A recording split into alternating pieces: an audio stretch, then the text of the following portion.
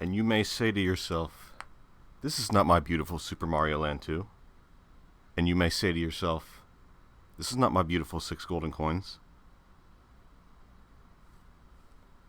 Hi everyone. Thank you all for coming yet again. I know this is kind of close together stream-wise. This is a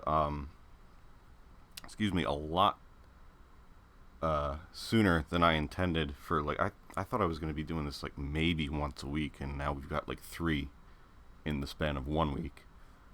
But you know, sure, why not? I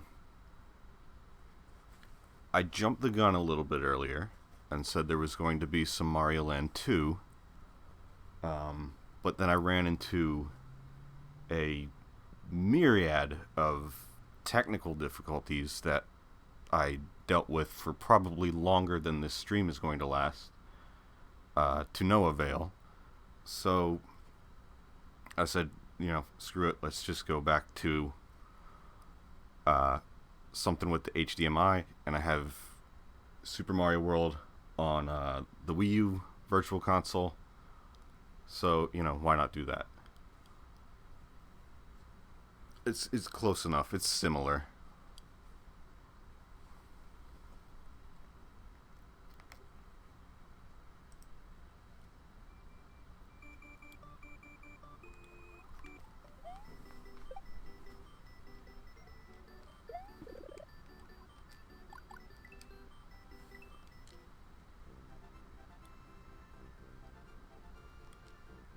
So how are you guys doing tonight?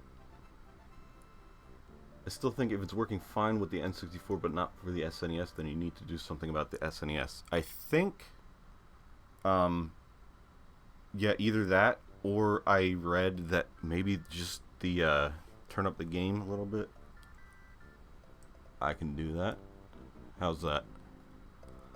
I think I read something about, like, the SNES, resolution just being too low. But I could swear I streamed from, not streamed, but at least recorded the Super Nintendo in the past with, and I did have these problems before, but I fixed them. Either that or I'm just totally misremembering, but, I mean, I looked up, whoops, thought the trigger button was the spin jump because of Mario Maker. I looked up a bunch of, like, troubleshooting stuff. Nothing really had the specific answer I was looking for. I shot off a email to Elgato support, but, I won't hear back from that, if at all, for a couple days, so. And that doesn't rule out Game Boy completely if the SNES just can't work. Because Game Boy Player does exist. I just don't know where the GameCube is right now. So it's buried somewhere. So I just said, after all the headaches I went through, I was just like, screw it. I'll do something easy. And nothing could be easier than one of my first games ever. Possibly one of my most played games ever. If I could turn off my brain during Donkey Kong Country 2, then I can just go into a coma during this one.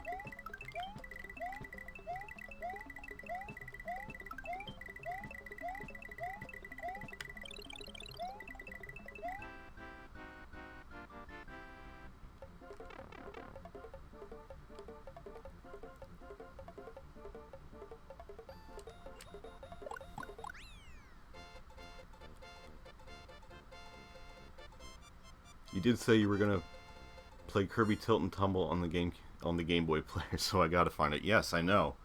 That will be further down the line if I find out that it even works well without, like, destroying the GameCube in the process. I'm a little skeptical of, like, shaking a disc-based console while it's running, but maybe that'll happen. I'm curious if anybody's ever done that. I mean, somebody has to have.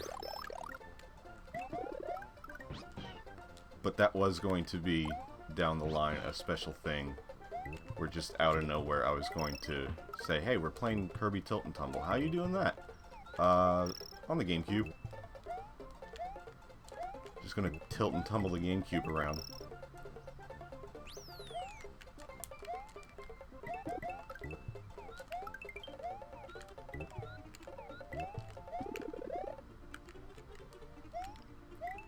Is the volume any better now, or...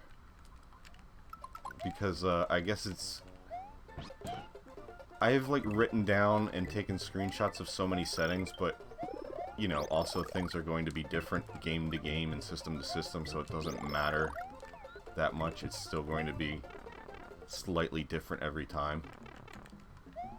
So let me know if anything is, like, unbearably bad, but hopefully that won't be, a question I have to ask every time going into the future.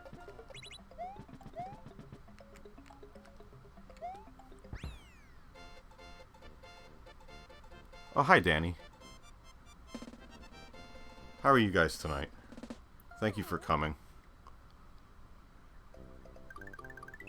I know these are kind of short notice, because there's not a schedule that people can say, like, oh, I know there's going to be a stream happening tonight. It just kind of is, and it's like a few hours beforehand, so I'm thankful for anybody who can just happens to be available in that window of time to show up.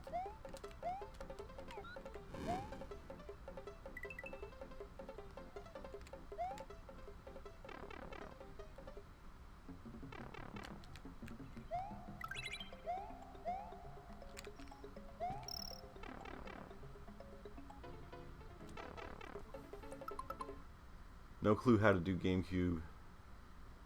Just looking up what problems we had on our Doom stream. Yeah, how did that go last night? I'm sorry I was only around for like a small portion of it, but yeah, every system is different and the older systems are harder. I know for a fact I streamed from the N64 in the past. Maybe my memory is incorrect on thinking that I got the SNES to work at all. I thought I even got the NES to work. So I thought I was good with everything. But yeah, the thing with that was, if anybody out there in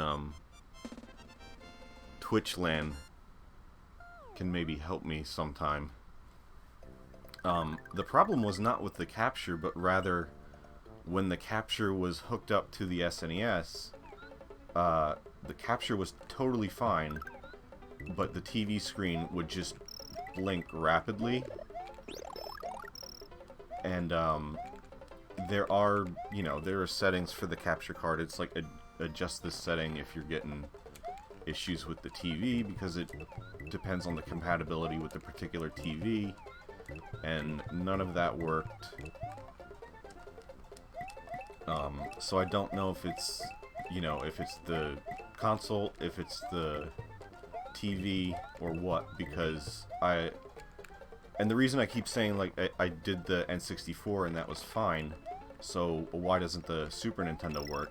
I used the exact same cable between both systems, because the same cable works with both. You just plug it into the back of each one, and it's the exact same hookup. So, you know, everything is exactly the same. All the settings, all the cables. The only thing that's different from now and the past is that I'm using a different computer.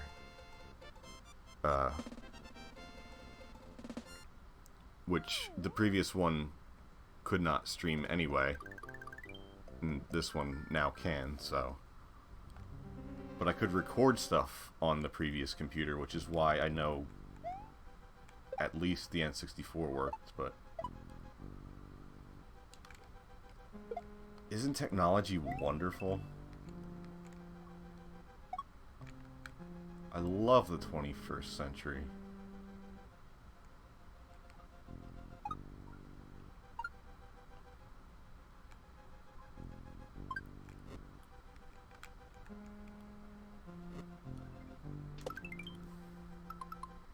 I do remember a Yoshi's Story stream. And it was gloriously glitch-tastic? I don't even remember that. I have it in my head, yes, that Yoshi's Story was a stream that I did. But I don't remember anything really beyond that. I definitely don't remember it being glitched, but I would not put it past the realm of possibility. And speaking of which, you know, the first stream we had the issues with it being at a wonky resolution and not knowing that till afterwards. The second stream, we did have like dropped frames going on, which when I watched back wasn't that big of a deal, but it was kind of like, you know,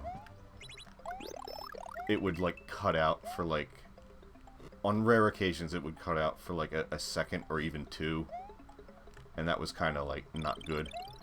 I looked into that, and there's not much I can really do about it, I don't think, because that was probably more of just a connection thing. And like I looked up, you know, troubleshooting for that, and it was like, maybe your bit rate's too high, and it even had like a list of what bit rates you should stream at for certain resolutions and certain frames per second, and it had right there 720 30 FPS, and it gave you like a range of like I think 2500 to 4000. And I looked at what I've been streaming at. Like, I haven't touched the bitrate settings on this, and they're even less than 2500, so I'm just not gonna fuck with anything I don't know. This is hard enough.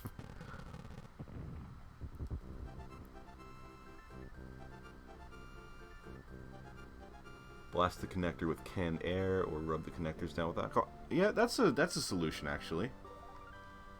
Yeah, it might just be like the ports within the Super Nintendo itself. I mean, obviously these are old systems.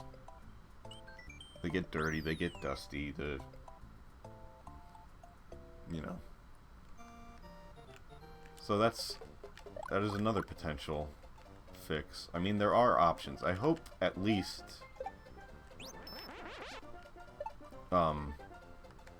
like I said, Game Boy is still possible because of the Game Boy player, and I'm pretty sure the GameCube will work because, again, I've done that in the past, and I've done the Wii in the past. Right now, that's the only system that seems to not be working, so that only really puts,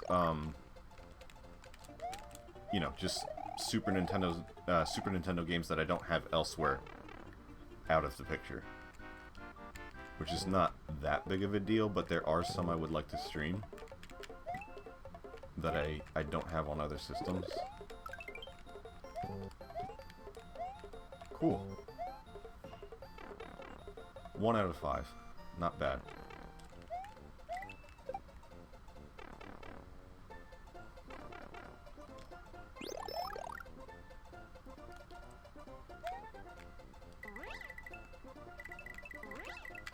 Oop.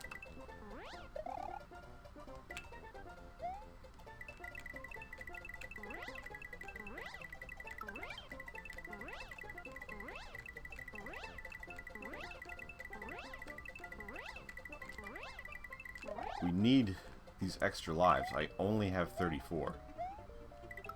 35.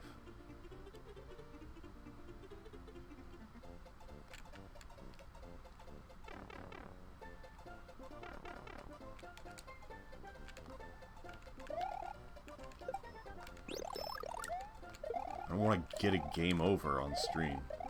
How embarrassing would that be?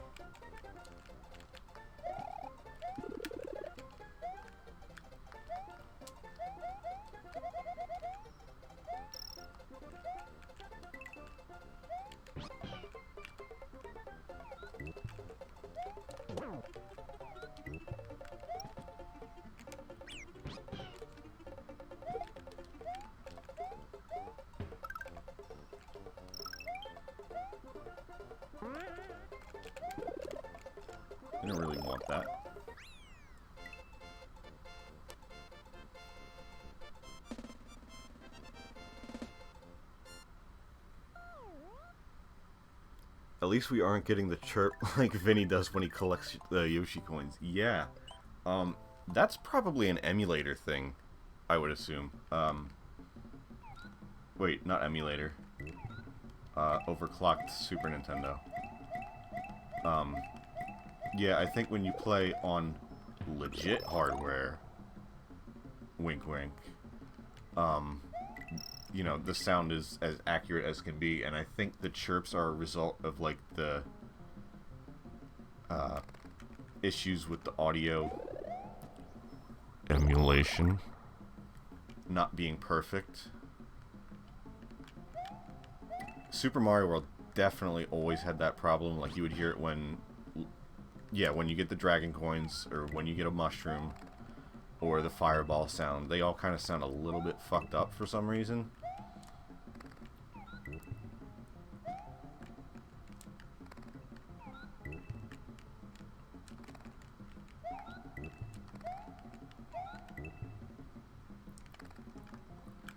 People say it's his encoder.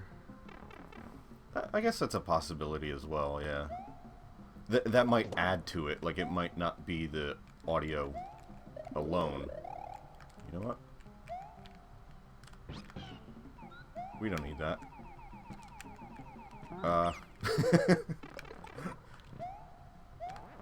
Wait, what am I? Fuck it. Boy, Nico, you don't want to get a game over on stream. That would be embarrassing. As I fly up there with Yoshi and lose him and almost lose the key.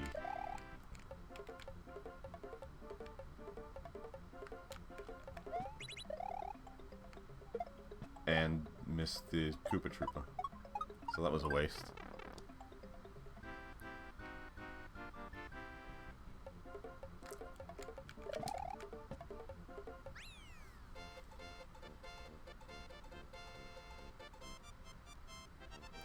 Yes, I should say eggulation in the future. That's a good idea so that I don't get banned on Twitch on my third stream, and also Reggie comes down and kicks open my door and puts me in a chokehold.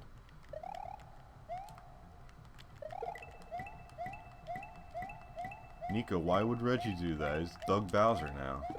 Reggie would still kick ass and take names and play games on legit hardware.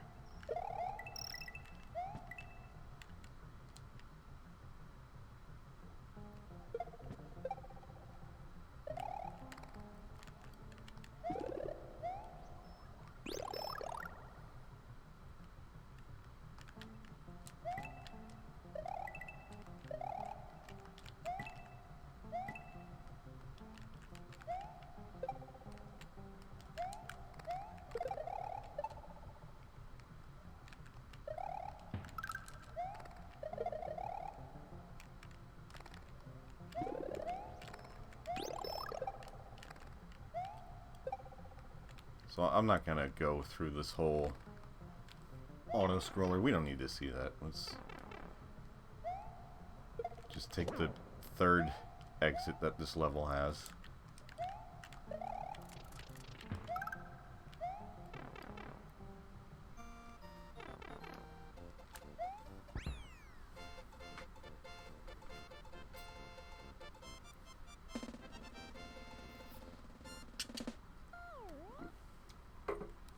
Bonus game.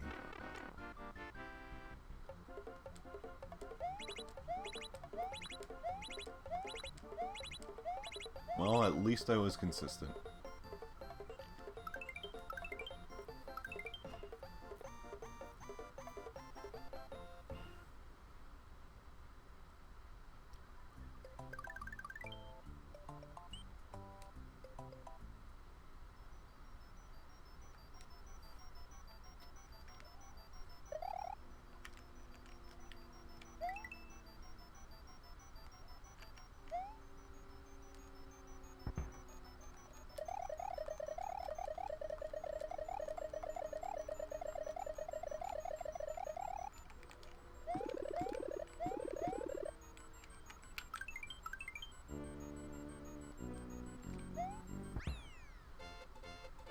Cool, good job, Nico. You didn't talk for an entire level.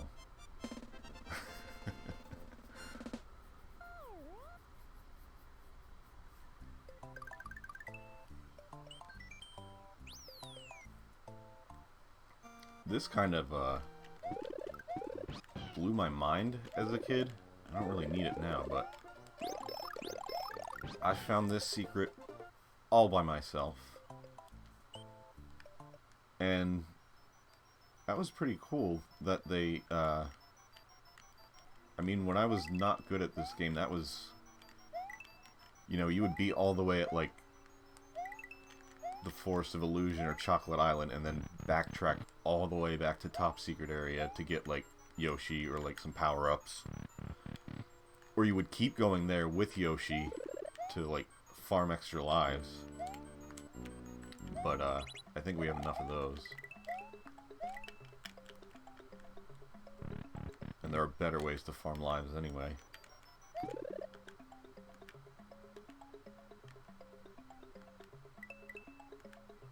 This was not my first game, or even my first Mario game, but this is definitely, it was a very early on game in my life, and probably, despite not being the first, probably a lot more formative in what I liked. Because at the time, I only had the Game Boy and Super Mario Land, and then a couple other games like Tetris and tennis and golf. And, you know, I didn't know who Mario was at that point. It was just one game that I had, and it was like, I don't even know if I knew, like, Mario's name or whatever, but I guess I probably started watching the Super Show at some point around this time, and then we got the Super Nintendo, and I think that all coming together at just the right time is what really solidified my love for Mario. Ooh. What happened there? I'm not even sure.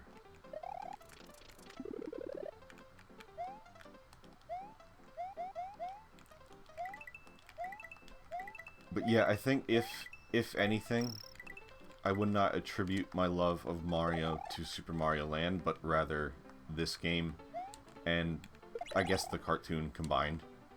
Because, like, that gave you, like, extra Mario material that, you know, you wouldn't have otherwise if you didn't have, like, a lot of the games, which I did not. And, you know, looking back, it's kind of weird, like, the Super Show was, I mean, all they had to work with was Mario Brothers 1 and 2. And they kind of loosely used stuff from those games, mostly Mario 2. And then just everything else, like, they just went in their own direction. And looking back, it's weird. Because, like, why would Mario go to, like, this fairy tale land that's, like, based on, Little Red Riding Hood or whatever? I don't remember what they did. Or, like, Camelot, or, you know, like, wizards and stuff. Or there was, like, a James Bond episode. I don't know. It didn't matter when you were a kid. It was just like, here's more Mario, and you took it, and you didn't question anything. So, you can look back and say, like, oh, the people who made the cartoon didn't adhere to the source material well enough. Or they tried to make it their own thing, and they didn't respect the original vision of Mario, and it's like, well, it didn't really matter at that point. It was pretty open-ended.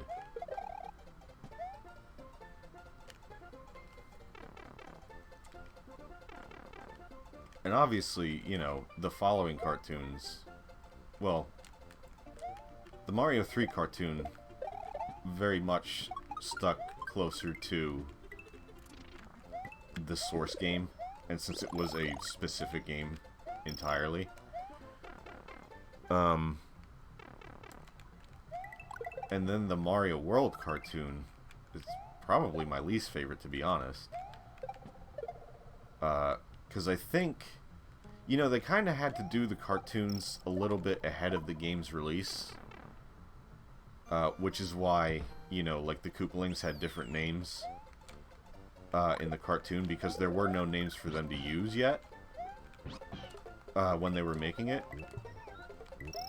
But I think when it came time to do the Mario World cartoon, they were just like, this game takes place in Dinosaur Land, and so we'll just make it, like, all, like, ancient and dinosaur and caveman themed. And none of it really matched up with the games. Like, who likes Oogtar? Is what I would like to know.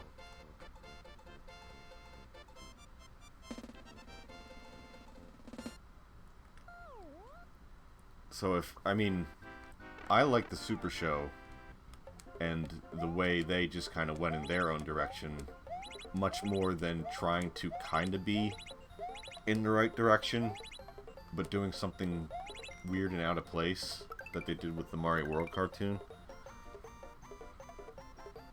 Plus, the Super Show had live action segments, and that was cool as hell to see, just like Mario and Luigi just chilling out in their plumbing basement in between jobs.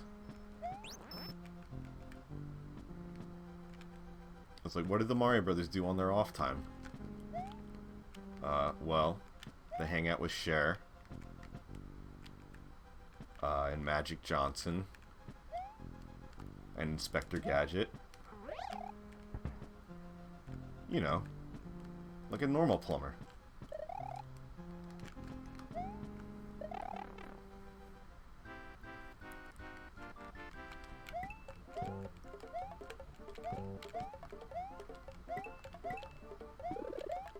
I don't remember my plumbers hanging out with Inspector Gadget.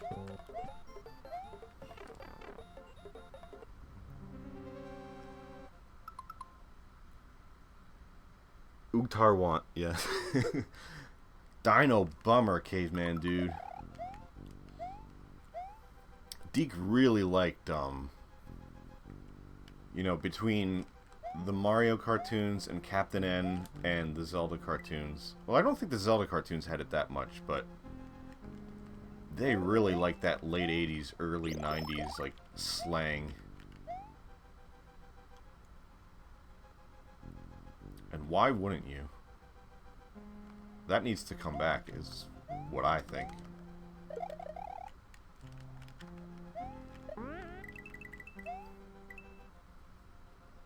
I mean, this is coming from a guy who says, you know, still says rad and stuff on the regular, so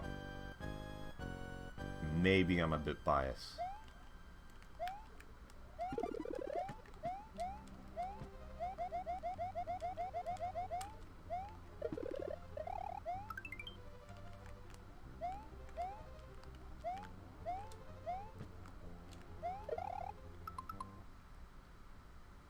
Alucard in Captain N, though, yeah. That was, you want to talk about not caring about the source material.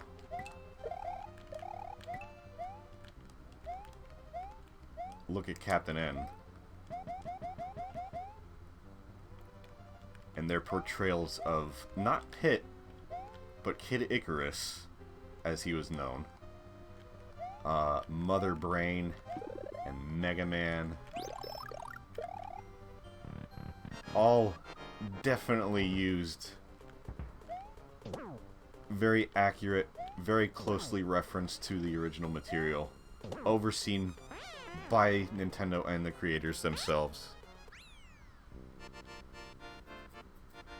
No, I mean, it was fun. That was like, you know, the early days of like all these video games, so like anything was up for grabs at that point. They weren't well established. So it was just like, you know, go nuts. And it's fun to look back now. Like, you can either complain that it happened, or you can just be like, well, yeah, why not? Who cares? It happened, and maybe they wouldn't do that now, but it was fine back then. I'm sure it brought, you know, more attention to the games, and it was fun for the people who were already familiar with the games.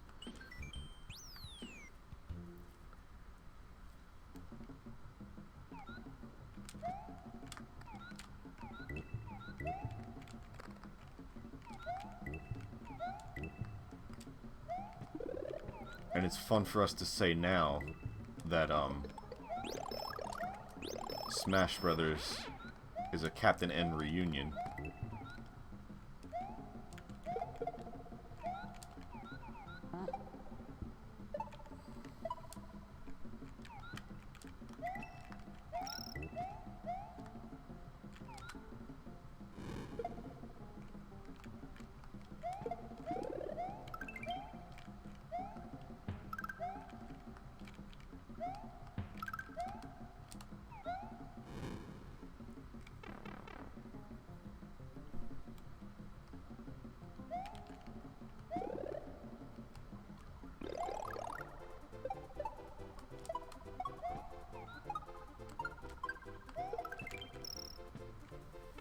Oh, hi.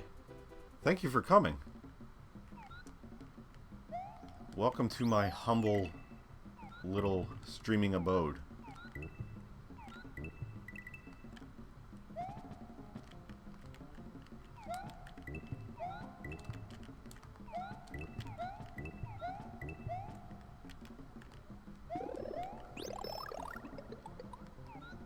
I just realized, not just realized, but it just occurred to me again. When I watched the VOD for the first stream back, you could hear a lot of my controller in the background, you know, the buttons being pushed and all. I apologize if that is still kind of happening. I can kind of play it away a little more away from the microphone, I guess. But I don't know, I need a better microphone with like some noise canceling or like different sensitivity, because I'm sure you're hearing like the fan as well, which is not as apparent when I'm talking, but it's there. You get that light hissing.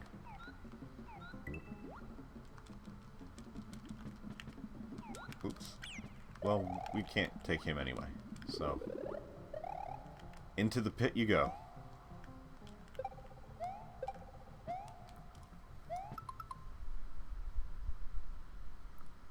Oh, hi, Christina. Thank you for coming as well. Better get to Star World. Yeah, eventually. I don't know how far we're gonna get tonight, but I will do the whole game across, like, maybe 2 or 3 sessions. So Star World will definitely happen. This is not a game I usually leave unfinished.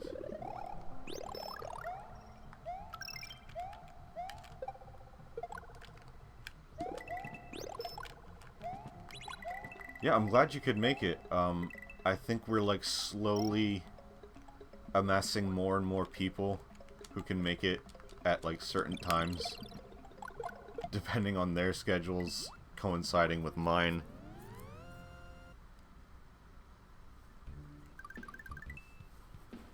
Star World is my favorite, but I always hate Tubular. I don't think anybody likes Tubular. That's my least favorite level by far.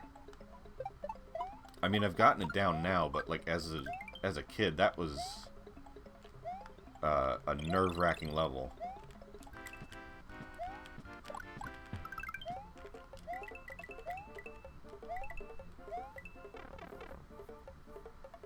Which, you know, we were just talking about 90s slang. We even made it into here, so they based an entire world and named the levels off of early 90s slang. Groovy, Tubular, awesome, Mondo. When do you hear the word Mondo anymore? That's a word we should bring back. I love that word. And I think they used to make, and they might still exist, they used to make these little, like, drinks that came in, like, a little, almost like how Kool-Aid used to do. It was just, like, a cheap plastic bottle, and, like, you would, like, rip off the top, and it was just sugar water. Those were great. I love those drinks. The blue one was the best. I love the blue Mondos. I don't know which way I want to go. I guess we'll keep going this way.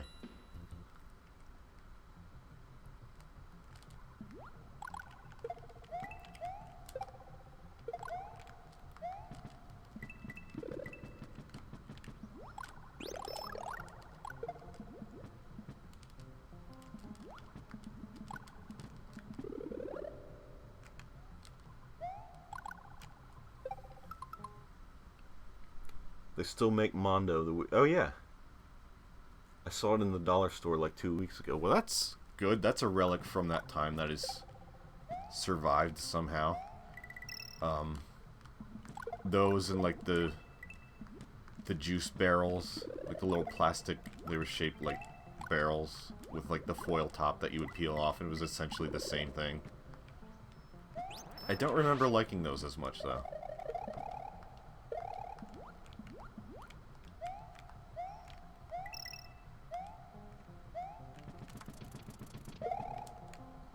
Hey, you know what? I'm going to show you kids something real cool while I'm thinking of it. We're going to deviate a little bit from actually playing the game and progressing for a moment.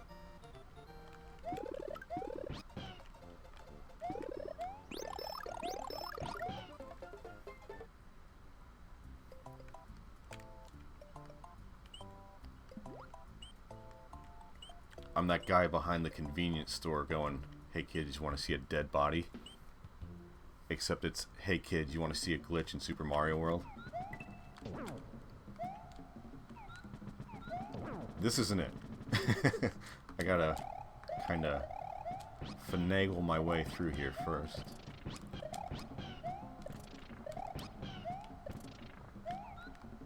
Whoops.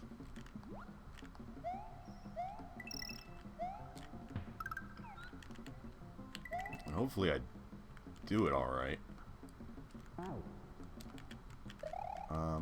You know what? We want to get that too.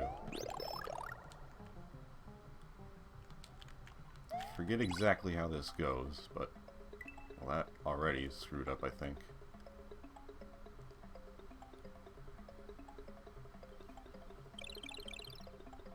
Minus... Oh. That was kind of it. That was...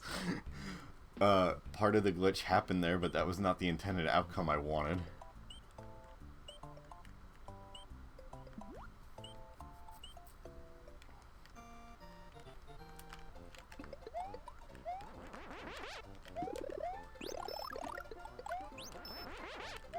So, you did in fact see a dead body.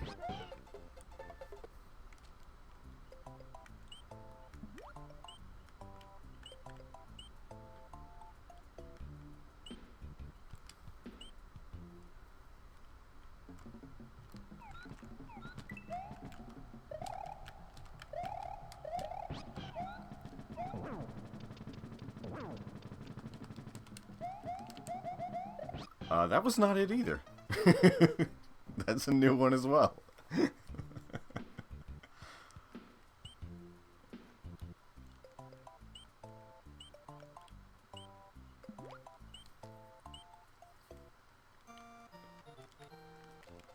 If it takes too many tries, I'll just move on, but maybe you've already seen it somewhere in the millions of times it's been done on the internet, I'm sure.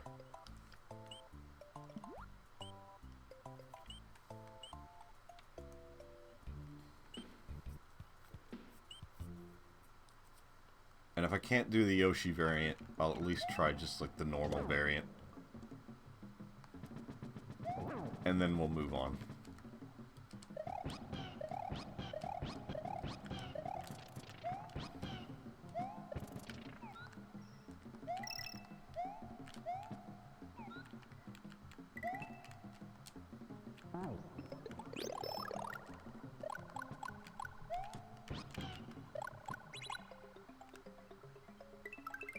That should give us a little bit better of a window to try this.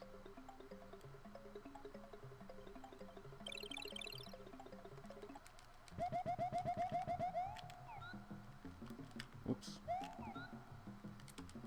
Oh no. Does he not fit? I think I still fucked it up.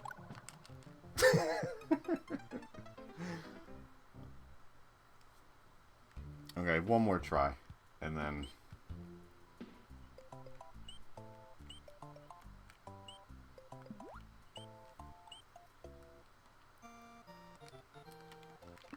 It's totally worth it, I swear.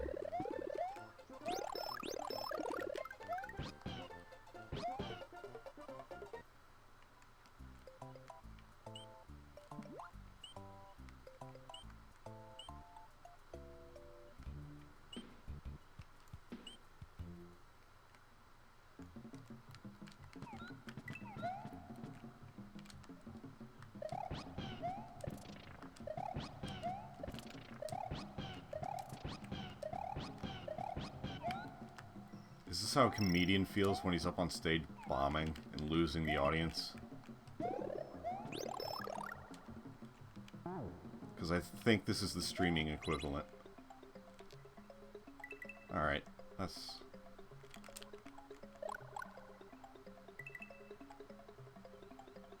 Yoshi's not going to cooperate. But maybe Mario will. No, he's not going to cooperate either, I guess.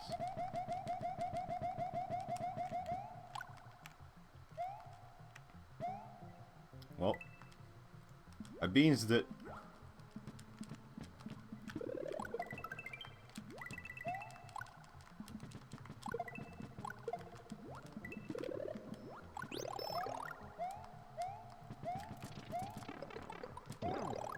Tried to be interesting and I failed. I think. Yeah, you can't get under there with Yoshi. I don't remember how this works. But it's not like that.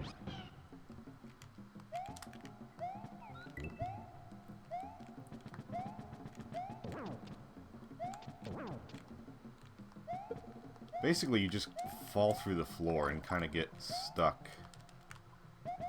And gravity no longer has meaning and Yoshi just kind of slides from side to side.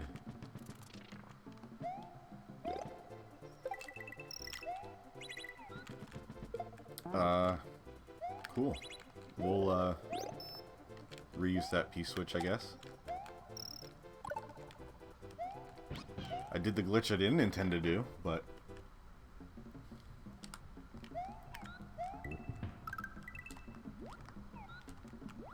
Which is not really a glitch.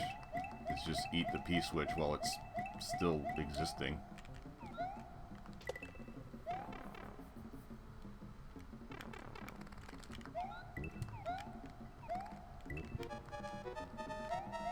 I wasted so much time.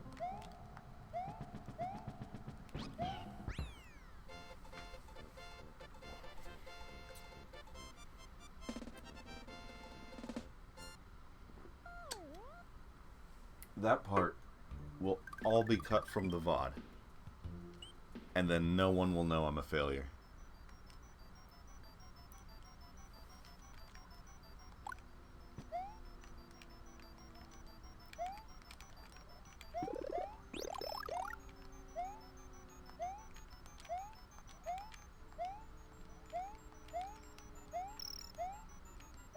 I'm not gonna cut it.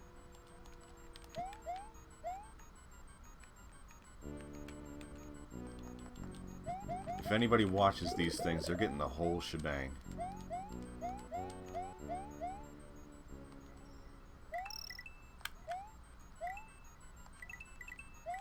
They know what they're in for.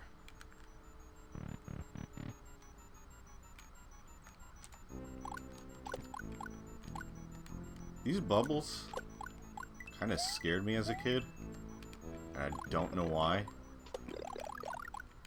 Because... what is scary about that? I mean, I guess maybe it was just unsettling, but I did not like those as a kid. I don't know what they are, where they came from, but they shouldn't be here. They've never been used in like another Mario game or anything. The dirty bubble, yeah. It's the SpongeBob villain. He has escaped into Mario World and is wreaking havoc in ghost houses. That's my newest fanfiction. Which, by the way, and I was going to tweet this out, but I didn't really have a chance. I always forget lists are a thing on Twitter. And I just kind of happened, like, I'm looking at new Twitter and seeing all these buttons that, like, I never pay attention to and haven't seen in a long time because they might not have been available. And I see the list button and I click on it. And, obviously there's, like, the section of lists that people have put you on. And I looked at it out of curiosity, and first of all, I'm on a surprising amount of lists. And one of the lists I was on... Bye, Yoshi. One of the lists I was on was, like, fanfiction. And I have never written fanfiction in my life. I don't know that I've ever even talked about fanfiction in my life. At least not, like, on my own. Maybe in response to somebody else, but... So, whoever put me on that list and is hoping for fanfiction is... I have sorely disappointed them.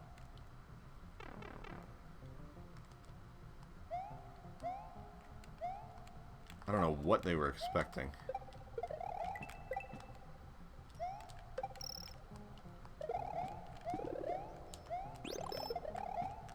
I don't even write regular fiction. I got my own characters and I don't even do anything.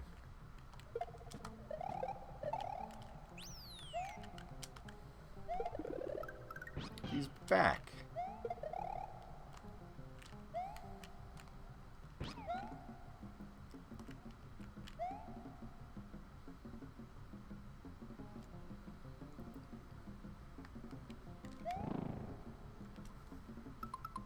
Okay, now I'm remembering the TV tropes page for GeoWeasel again. Yeah, that's a thing.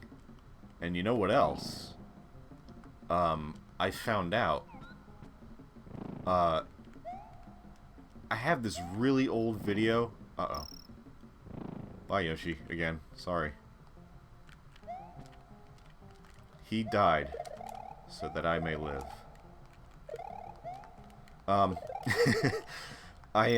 One of my oldest videos on my YouTube channel is just this shitty thing that I recorded. There's no commentary. The sound is out of sync. It's just me playing Super Mario Brothers on an egulator, as it were called, showing off what would happen if you could go beyond, like, World 8-4 or beyond, like, the Minus World. And that video has almost 1 million views. And it is consistently gaining views day by day, hundreds a day, while the rest of my existence does squat.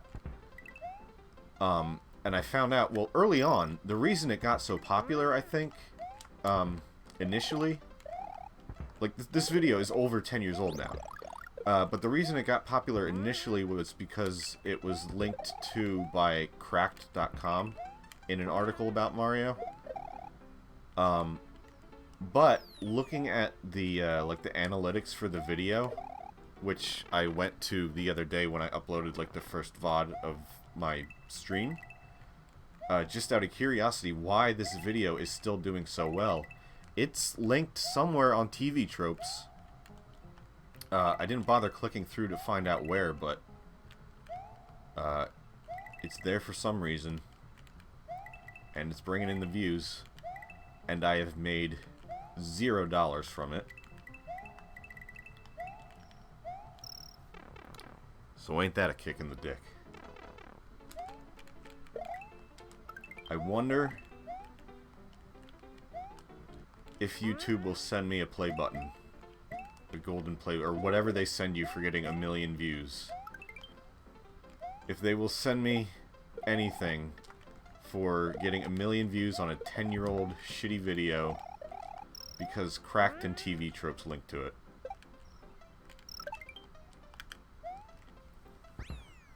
And the only reason I haven't taken it down is because it continues to do so well. Not that it fucking matters. It's just interesting to watch for me.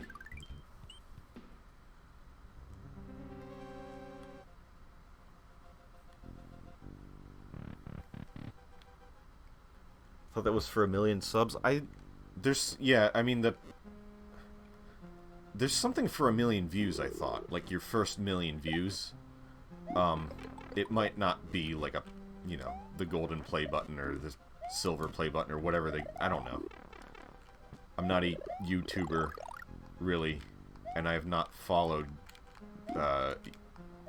what YouTube does that closely to know. But I have it in my head that you get something. Maybe it's like a gift certificate to Chili's.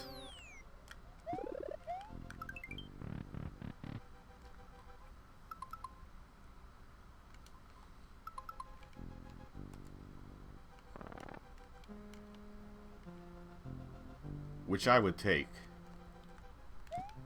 I mean, I'll take anything, but it will be funny to see if something does indeed happen. Or if they just say, this is clearly an anomaly. Every other video on this channel has less than 100 views. We don't need to contact this guy. He's clearly not using our platform to the fullest. We missed 69 lives. Darn it. I'm gonna have to lose a few now.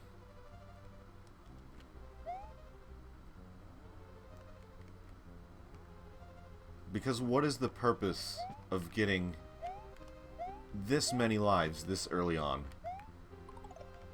If not to see the number 69.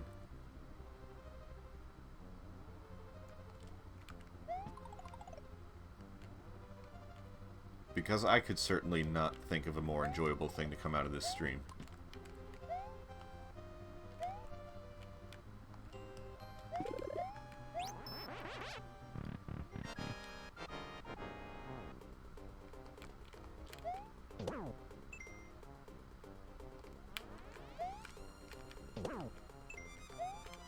I like the Koopaling's weird color palettes in this game.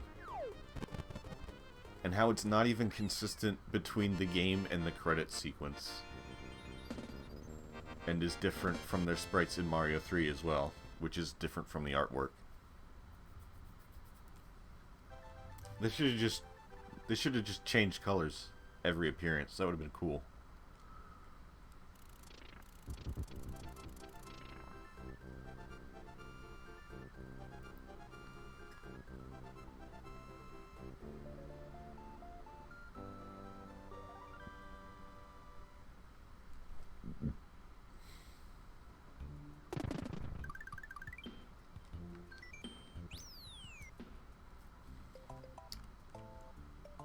Cheesebridge area.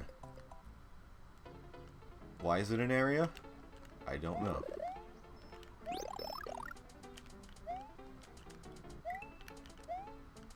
I don't know why that part was necessary when no other course really has that. Or maybe there's like one other that has it, I don't remember. Yeah, the top secret area.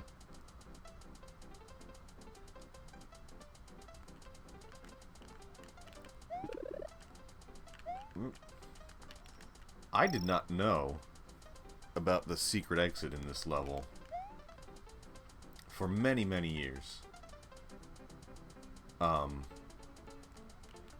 Like, even once I gathered that, like, the courses in red were ones that had secret exits, and the ones in yellow only had one exit, I thought the secret exit was when you got these Yoshi wings.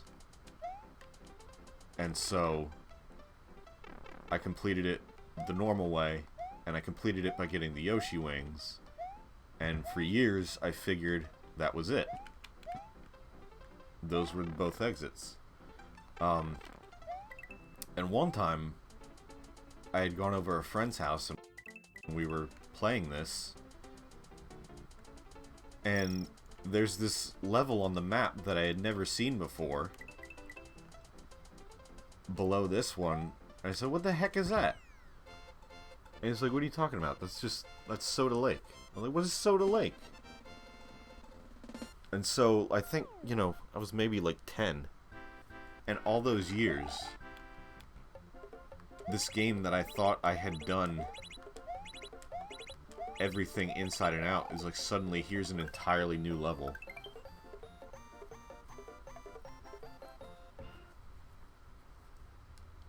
And the fun thing with Mario games is, like, even when I think I know these games back to front, every little block and every little pixel, I will still occasionally find nothing major, but I'll just be playing and I'll find, like, a hidden block that I didn't know about. And it's like, wow, how's that eluded me for decades now? Just recently, when I played Mario Land 2 not that long ago, prior to attempting to play it tonight, and I found two things that I had never even known about. There was like an entire section in one of the courses in Macro Zone where you just kind of like run over the top of the level and there's like a ton of coins, and then you just kind of fall onto the end of the level. And I never found that before somehow.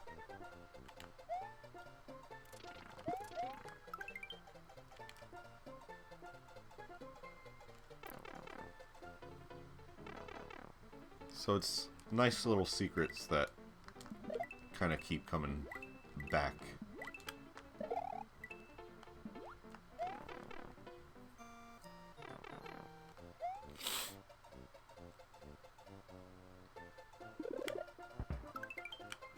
I never know how to trigger that mushroom. Specifically. I feel like sometimes it happens and sometimes it doesn't, no matter what I do. I know there are areas in this game where it's like, if you pass through these, I think, 4 invisible markers on the course in the correct order, then a 1-up mushroom appears. I don't know. I've never bothered to look it up for this particular one.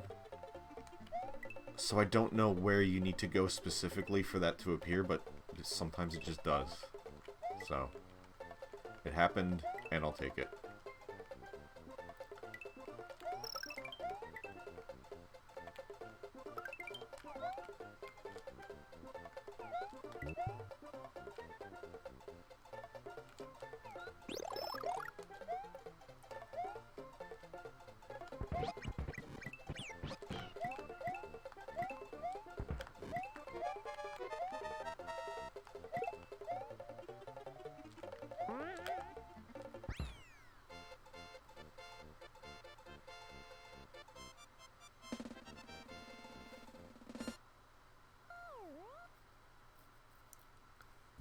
Did anyone else ever think this little section right here, just this little pathway right here,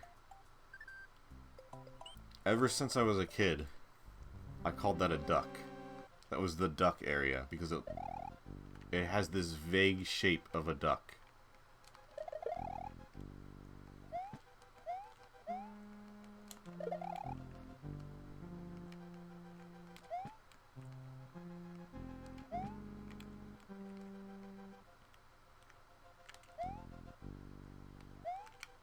Excuse me, let me just boundary break here.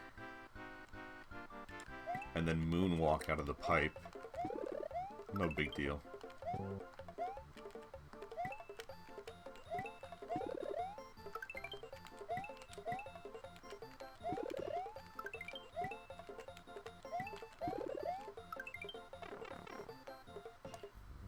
You guys did think that?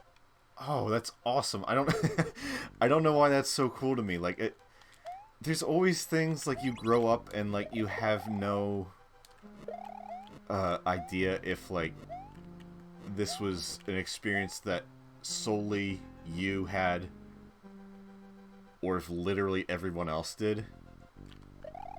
And then, you know, you'll get older and you'll mention it to somebody.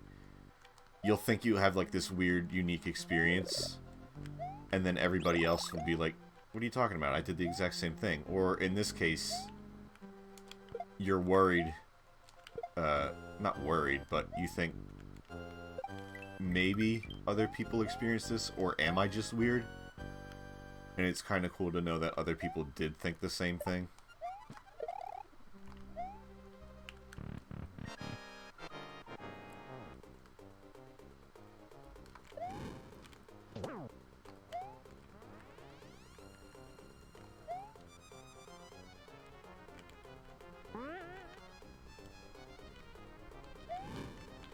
Oops.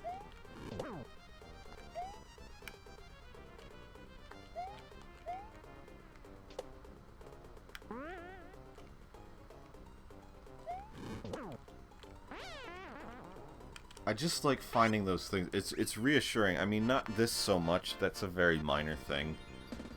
But there will be things I did as a kid that I'll say to people later on, and they'll be like, "Oh my god, I did that too." And it's kind of like reassuring, like you went your whole life thinking you were weird for one reason or another.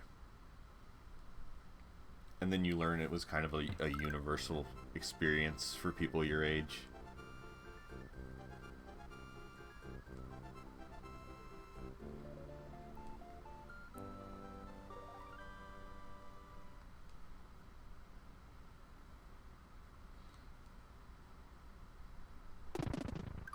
But then maybe you'll say something like,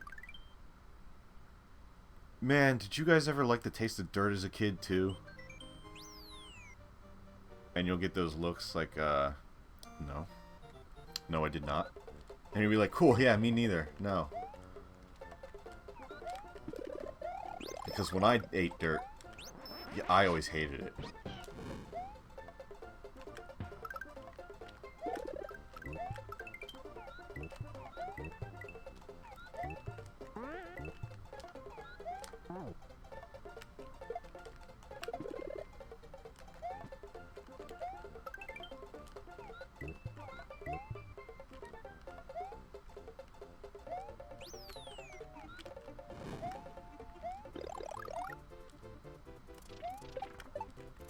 Well, I guess we're gonna fill up the lives counter now.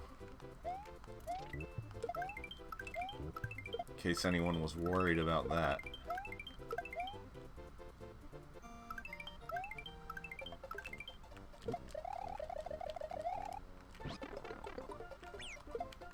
Wait, how does that work? How do I get damaged when on Yoshi? Excuse me?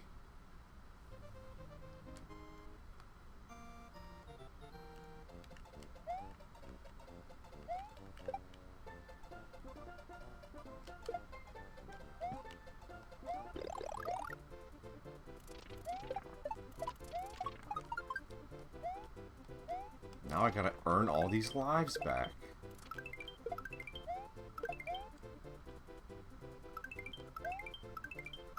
What a chore. Hey, there's another thing. Do you guys ever think the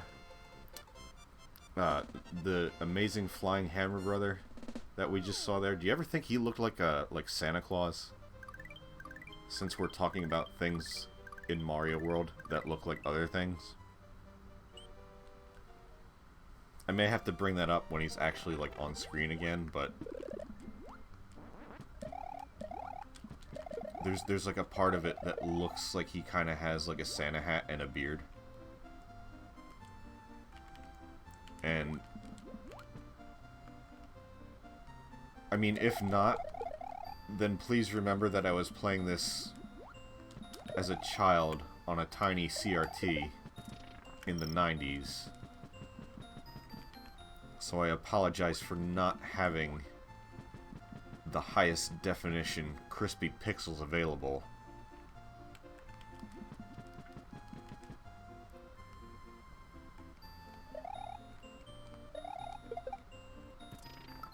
I used to love the smell of gasoline. I think everyone kind of secretly loves the smell of gasoline, and you know you're not, like, supposed to. So you won't actively go out of your way to smell it, but it's like if you just kind of happen to catch a whiff of it for one reason or another, you're not gonna mind. It's like, well, nothing I can do about that. I'll sacrifice a few brain cells for a good smell.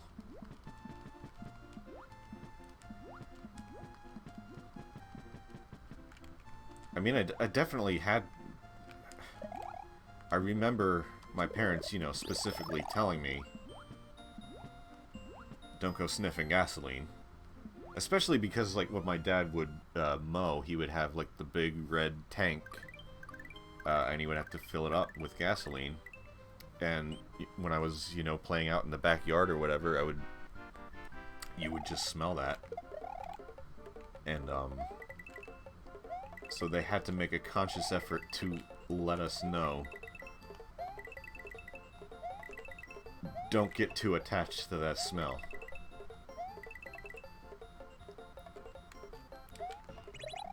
The forbidden fruit, if you will.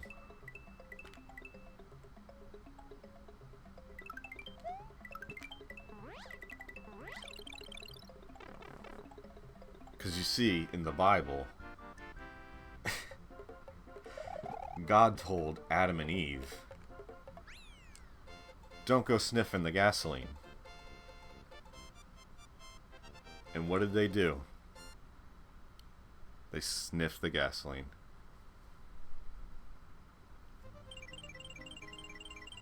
I don't know what Bible school you guys went to, but that's the way I heard it.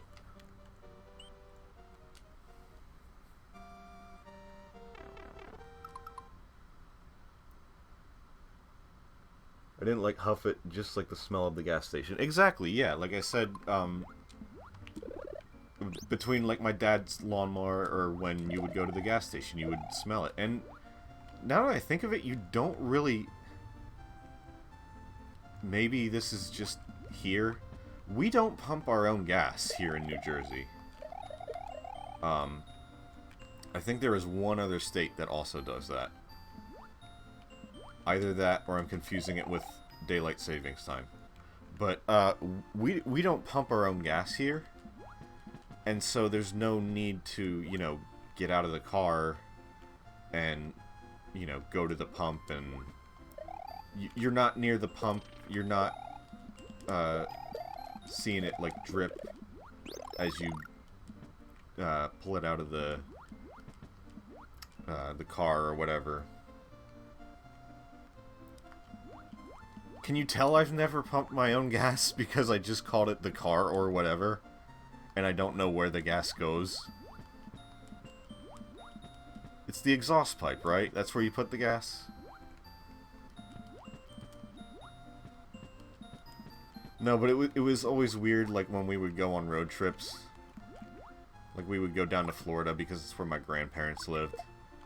And, it would be an experience for us New Jerseyans to stop at a gas station and, like, our dad would get out. And then he would pump his gas, and then he would have to go inside the gas station and tell the person working there what pump he was at. Amazing.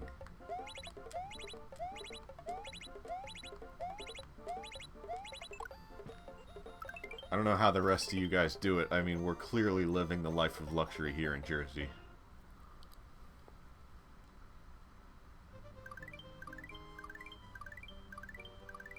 It's Oregon? And Oregon also doesn't have sales tax. Delaware, right below us, does not have sales tax. So Oregon, now we know, is what happens when you combine Delaware and New Jersey.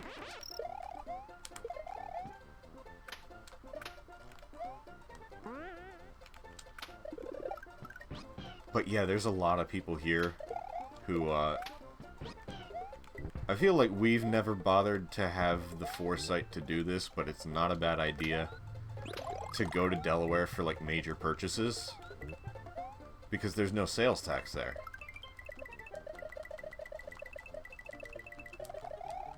So if you gotta buy, like, a big, like, an appliance or something, it's like... And we're not, like, where I live, it's South Jersey. It's, like, 15 minutes to Delaware. So I don't know why we never really did that often. My brother's girlfriend, now, she works down in Delaware. So she will, and has, taken advantage of that, and I say, good on her. Beat the system.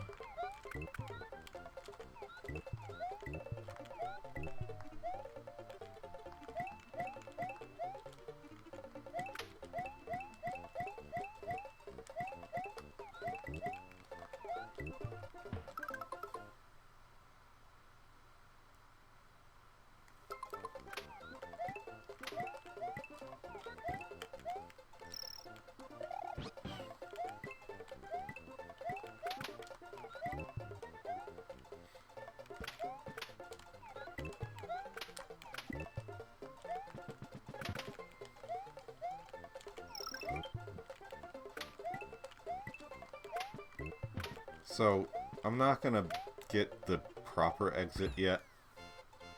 I mean, I'm 100%ing this game anyway, so it kind of doesn't really matter where I'm going. Because I'm gonna have to come back and get all the different exits anyway, so why not just do a bunch of the forest?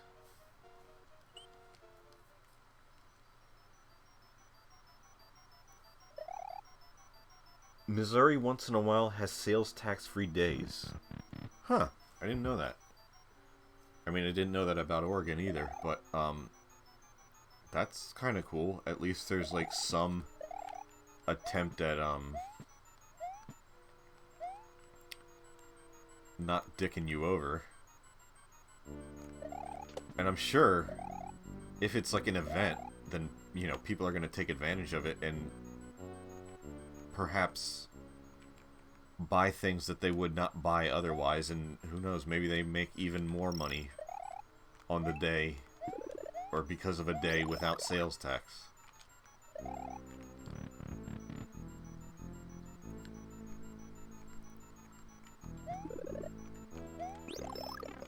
Brilliant. But yeah, I'm learning a lot tonight.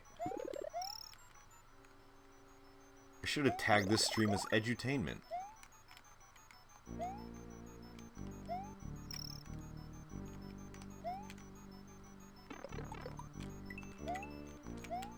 Whoop. That's kind of bullshit. Those ghosts really gang up on you.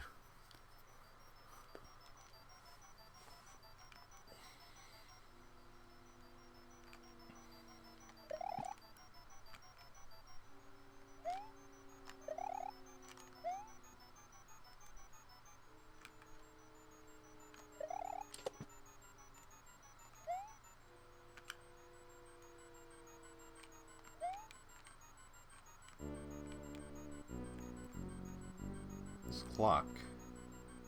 Did you know? Have you ever noticed? I learned this in high school. This is the one takeaway I have from high school. My English teacher taught me this one year. She was kind of weird. But clocks, analog clocks. When you see them in stores for sale, they are always set to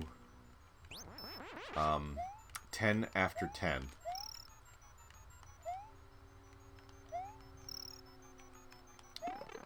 And it kind of looked like that one was as well. I do not know why. I guess that is just the ideal formation of clock hands to get people to buy them. But yeah, next time you go to a store, check out the clocks and you will see they are all set to 10:10. Or for the most part, they will be. Occasionally you'll see a straggler.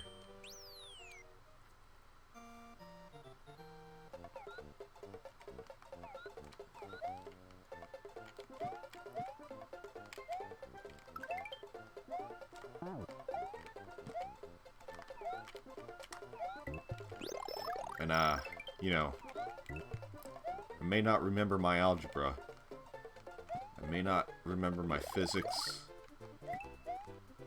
I don't remember a single book I read. But I remember that clocks are set to 10:10 when they're being sold. Don't know why. But I can't muster any more knowledge than that.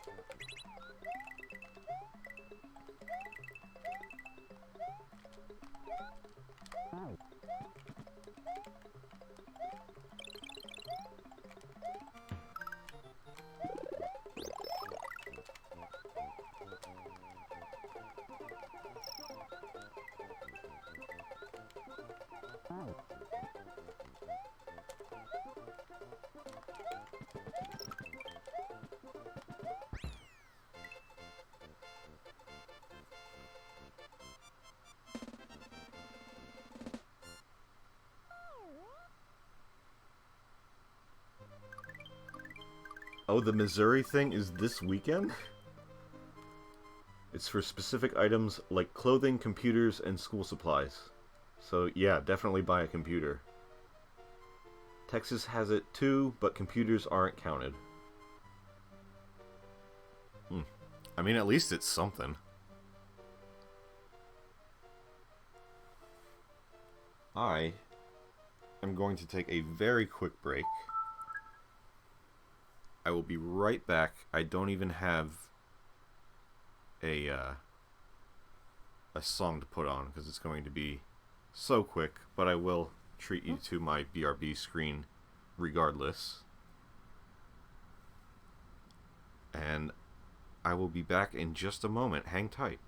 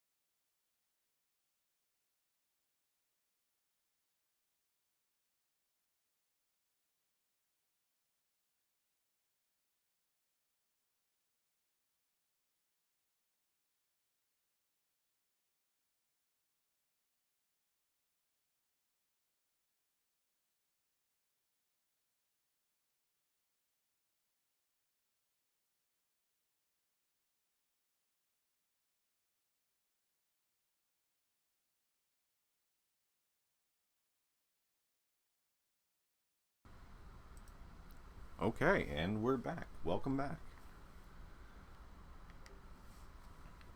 Guess it would help if I put the game back on screen.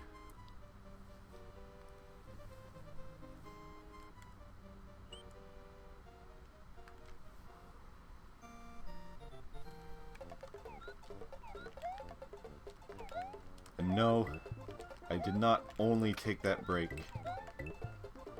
to retweet that I am in fact streaming. But that was a thing that I did do in addition. I saw a window of opportunity and I took it.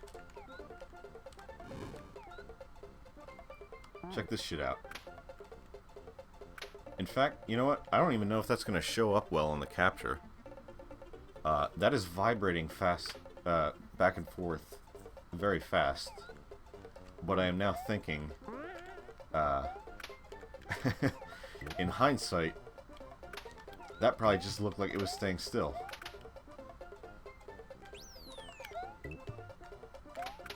So I'm 0 for 2 with my, you know, little glitches to show you. Not that that one was even interesting.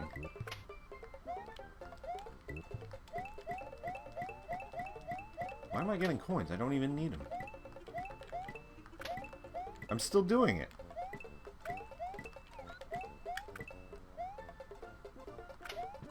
That's... It's amazing that the coins in Mario are so enticing that you will continue to get them even when you don't need them. Which is like...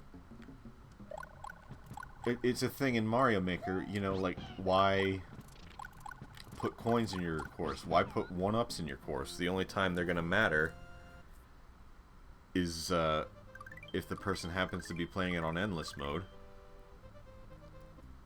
But if you put the coins and the 1-ups there, people are still gonna get them.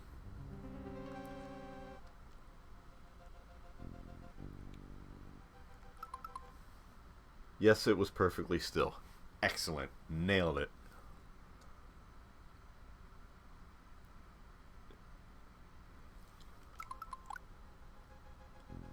I wonder what else I can screw up tonight.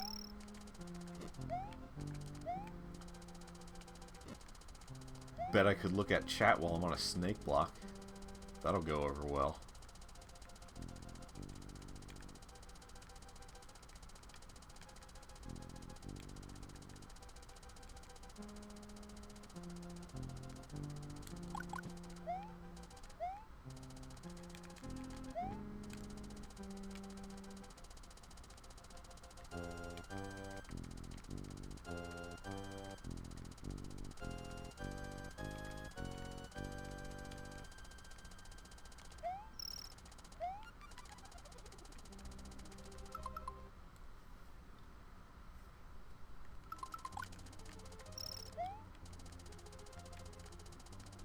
Sorry,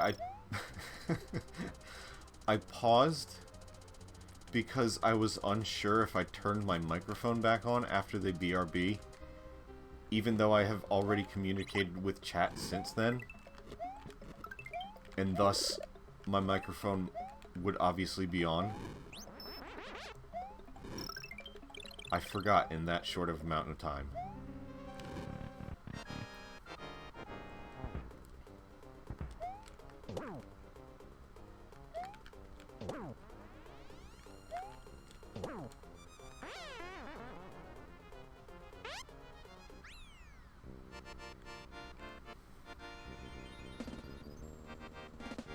It's okay, I do that too. Well, at least I'm not alone, I guess. I have found my memory is both exceptionally good and exceptionally bad, in that I will remember things from, like, my earliest childhood very vividly, to the point where no one else even remembers it, or doesn't have as good a recollection of it. Which almost makes me question, did it even happen in the first place? But I will remember these very specific things that happened to me years and years ago. But if you ask me, you know, what I had for dinner, or like if I have YouTube on autoplay and I try to remember what video was playing before the one that I am currently watching, I would not be able to tell you.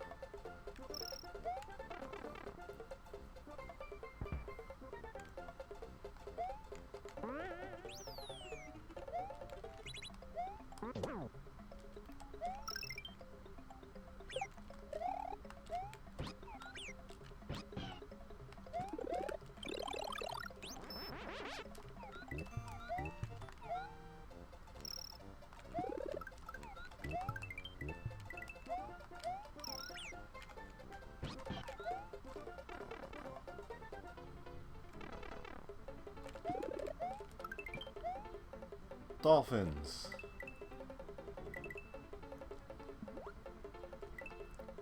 Dolphins that you can't eat in this version.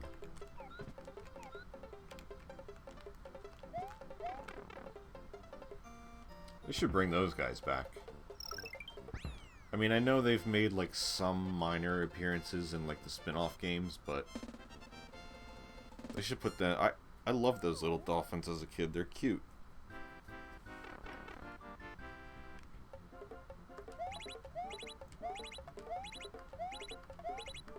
And to be honest, with how much the Mario series likes to,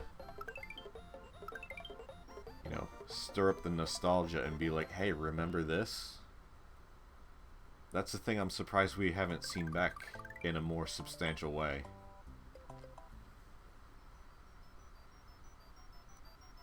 Do you remember dreams you had as a child? I remember a few, but I have a hard time describing them to other people. Yes, a few.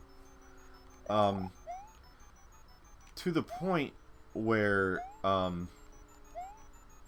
some of them kind of get mixed in with my memories of reality, and I don't remember.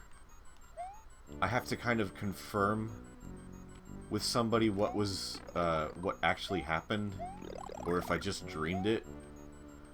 I have this memory of, and it's very like a thing that would happen. Like, I just have this early memory of being very young, and we went to some party at some house in a cul-de-sac, and I just remember it be like the cul-de-sac was like kind of lined by pine trees,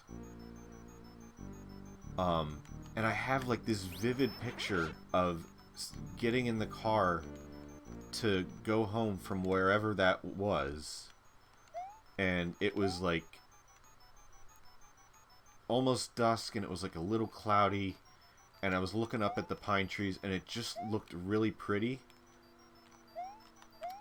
And years later, you know, that memory would like surface every once in a while, and I never knew exactly what it was. And years later, I asked my parents, you know, I described it to them. I said, did we ever do anything like that? Like when I was maybe like 1 or 2, we went to like a party or something, and they have no idea what I'm talking about.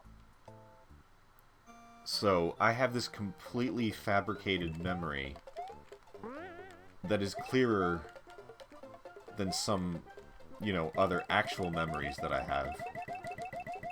I do remember another dream I had and I even know, I know that it was in 2nd grade. I don't know why I know that it was in 2nd grade, but I know it was in 2nd grade. And all I remember from it was, that I woke up, thought I was too low there. I woke up in the middle of the night and went over to my side bedroom window, looked up at the night sky, and there was like one really bright star. And then I went back over to my bed and I threw up, but I did not throw up, you know, the normal stuff that one would vomit. I threw up parts of my insides, like my stomach and or what I imagined my stomach to look like and my intestines and stuff. And I was like choking, and yeah, I remember that very vividly as well. I probably should have warned that it was a little disgusting. Especially for, you know, anyone who does get kind of skeeved out by that, or like by vomiting, which I do have a fear of vomiting, a very strong fear of vomiting, and no, that is not the cause of it, because it was already firmly in place by that point. I'm sure that didn't help, but yeah, I can trace all my anxiety back to, like, a fear of vomiting for no reason. I don't know where it came from. I know, like, when it started, but I don't know why it started. It just sort of happened, and it's stuck with me ever since, and, you know, I can... There are people who have a fear of vomiting who just cannot deal with anything involving vomit, period. They don't like thinking about it. They don't want to see anybody else vomit. They don't want to see the vomit itself. I am fine with everything other than, you know, me, myself, experiencing the sensation of vomiting. I can watch, like, some, you know, dumb internet video where, like, some kid pukes, and there's no problem. I will crack up if it's funny enough. It doesn't bother me at all, but... And I've been plagued by gastrointestinal issues my entire life, which, again, did not aid in that. So, a lot of my anxiety was just constantly feeling like I might throw up, and never throwing up. And it just led to a lot of, like, false alarm panic attacks, and still does to this day.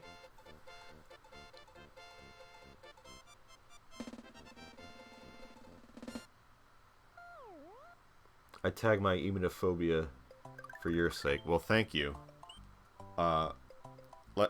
I mean, like I just said, it's probably not really necessary. I think that's a good thing to tag anyway, even though I just kind of blatantly just started talking about it with no warning.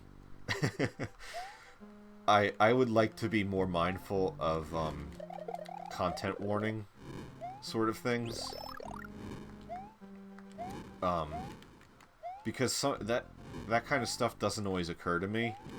And I know not everybody wants to, like, they might have certain words and certain things muted for a reason, if it's a problem for them. And yeah, I would like to try and be, I am trying to be more conscious of, you know, content warnings and stuff, at least on Twitter, where, you know, everything is text and they can mute words. Why did I do that?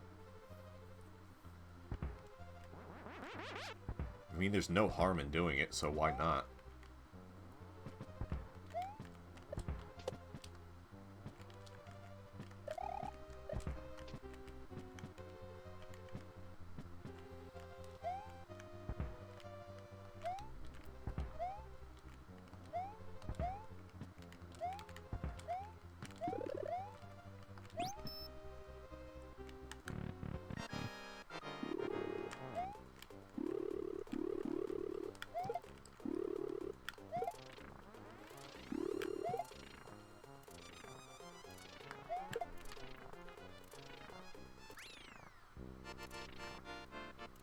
I also changed my content warning format for what apparently works with Mastodon bridging platform that I don't even use now. I'm not sure why I even did it. Obviously, Mastodon did not take off, right? I mean, I see it mentioned every once in a while. I don't think we are going to be able to escape Twitter for quite a while still. And even when we do, whatever the alternative is going to end up being just as bad down the line.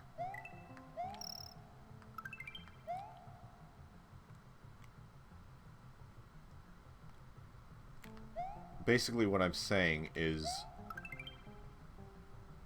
we are slaves to social media.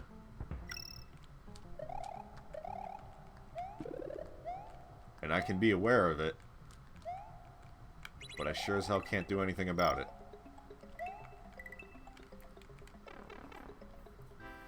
Because boy do I have FOMO, fear of missing out. And boy do I like validation. And boy do I like friends. Many things that I would not have without social media. And yet it's a monster.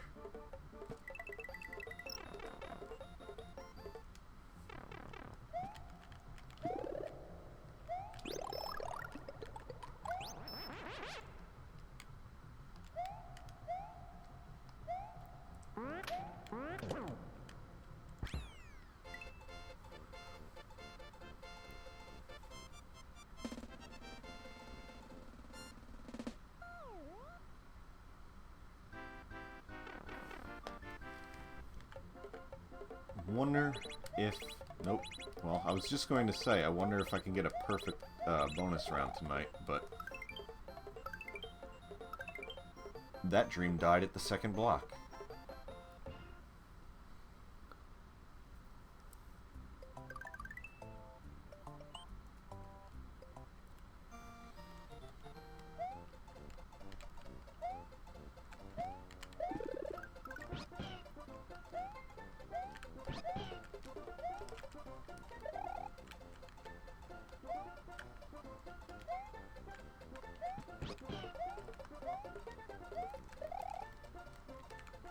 There we go. There's a P-switch up there, as you can see, but the screen doesn't always like to scroll for you to see it.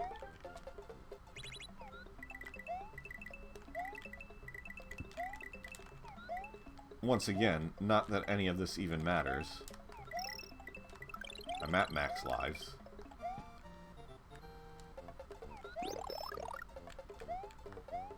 And I wouldn't be worried if I wasn't.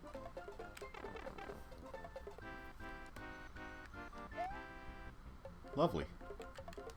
But again, it doesn't matter, and I'm still doing it. This is just burned into my brain that I've played this so many times, and this is just how I do it every time, that I'm gonna do it every time.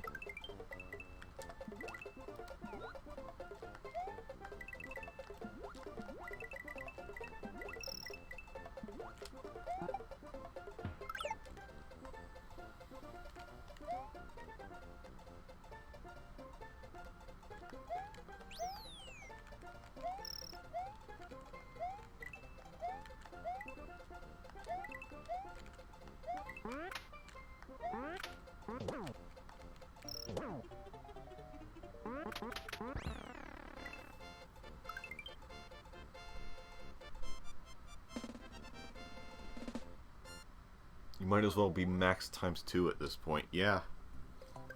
I liked the couple of Mario games that go... Well, a couple of them go to 999, like the Game Boy Advance remake of this, for example. And then a couple of them go to 1110. Super Mario 3D Land and New Super Mario Bros. 2 do that. So at least you can kind of feel like there's a purpose for collecting coins for a longer period of time in those games. Whoop. Especially with New Super Mario Bros. 2 putting coins out the ass. You're gonna get that number quickly.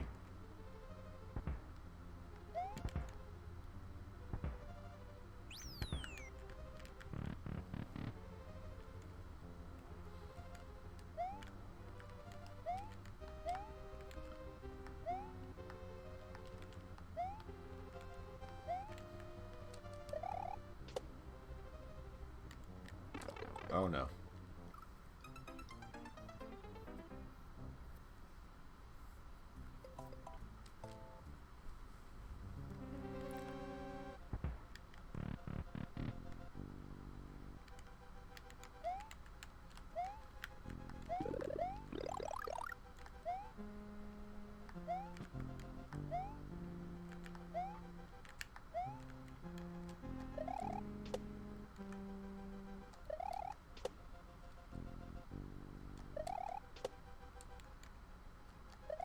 Spinning gives you the ability to jump on fire. So try that at home, kids.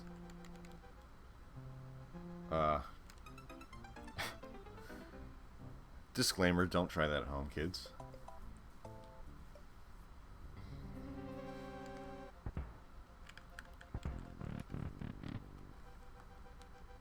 But I always thought it was actually kind of weird what Mario could and could not spin jump on. But at the same time, it's like, it's Mario, why question it? He's a plumber who gets big from eating mushrooms, and shoots fire, and can fly, and rides a dinosaur. And I'm sitting here saying, why can he spin jump on fire? Don't worry about it.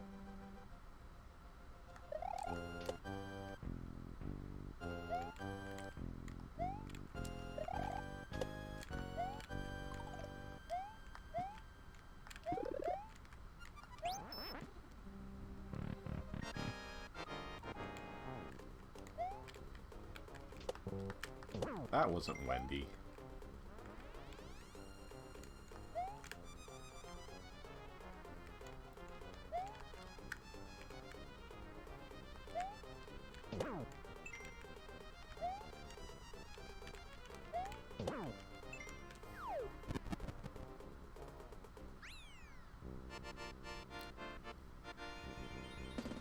I would like to take this moment to remind you all to head on down to your nearest Wendy's and try a delicious, fresh, never frozen Baconator or Son of Baconator today.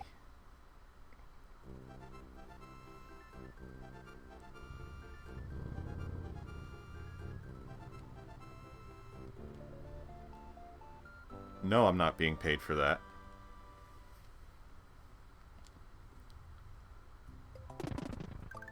But speaking of Wendy's, actually,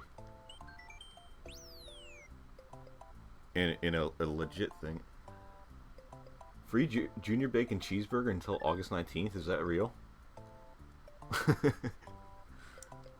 I wish I knew an actual promotion that was going on before I decided to do that. And I use this word loosely, bit. The Baconator was the first thing that came to mind. At least I got the fresh, never frozen tagline in there. Whoops. No, but speaking of Wendy's, I was there yesterday. Again, not sponsored. This is not an advertisement. I don't care if you go to Wendy's or not. But I was there yesterday. My brother and I went to Wendy's. I said, do you want to go somewhere for lunch? And he said, yes, but nowhere too far or nowhere too, you know, that pricey or nothing that was an ordeal. And, you know, when I think not an ordeal, I think Wendy's. So we went there for lunch yesterday, And we went there right at 12 o'clock, so it's the lunch rush, which, not a big deal. We've done that plenty of times. We walk in, the line is like to the door, but they've got 2 cash registers going for once. It's moving pretty quickly.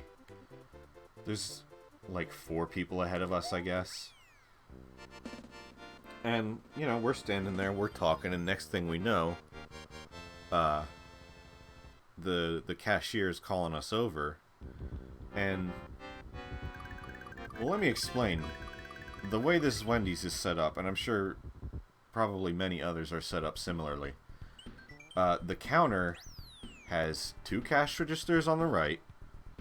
In the middle, there is the soda fountain, where they fill your drinks, and to the left is where they put your orders when they are ready. And that's where there is a boarded off area with like a banister that denotes where one should stand in line when ordering. And then off to that other side, people wait patiently who have already ordered for their orders to be completed and their name to be called out. Well, not everybody does that. My brother and I get called up by the cashier, and we don't think anything of it. And without missing a beat, we start ordering. Well, he starts ordering. I say, go ahead. And this lady to the left of us gets right up in our faces and goes, "Excuse me, I was next." And we're like, where did you come from? We thought you were standing quite almost inside the counter where you would pick up your food, not where you would order your food. And she says, "I'm next. I've been waiting." Well, no shit, you've been waiting. You've been waiting in the wrong place. That's why you haven't ordered yet. You did not notice there was a line? And for, you know, just to save everyone the trouble, I mean, the cashier even looked like, oh god, is this really what's happening? We just said, no, go ahead, fine. And she orders, and, you know, we kind of made fun of her the whole time. Because she was the typical, when you picture the memes of "I want to speak to the manager," that was the lady who was at Wendy's yesterday. So she orders, and immediately after ordering, there is a line of people, like I said, waiting for their orders to be completed. It is very busy. It is 12 o'clock on the nose. And the employees are going crazy behind the counter. And, you know, there's a line of all these people waiting for their orders to be completed. And what does this lady do? As soon as she finishes ordering, goes right back to where she was standing previously and is wondering why her order has not already been completed. And, you know, my brother and I, we order, we get back in the proper area to wait for this to happen, way at the back, and we're just watching her. She's peering over the counter, like pointing at things. We couldn't hear her, it was loud in there, but she's like pointing at things and telling the employees what to do. My god, what is wrong with people? I say this a lot. If you work in retail, or if you work with the general public in any capacity, you must have the patience of a saint, and you do not get the recognition you deserve, and you deserve even more in money that you are not getting, I'm sure. to deal with people like that. I think they just kind of said, let's just put this lady's order together and get her out of here. Because, you know, why continue to have that person in your establishment yell at you for doing your job when you could just give up and say, you win, you were a bitch, you got me, take your thing and leave. I don't get it. I have such a fear of inconveniencing anybody. Like, I truly am.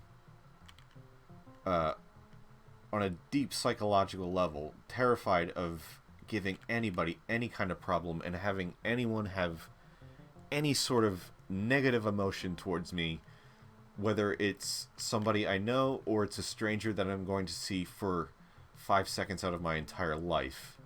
So I cannot fathom waltzing up into a place, pushing 2 other people out of line, demanding my food be served to me over all these other people. Like, what goes through your head? And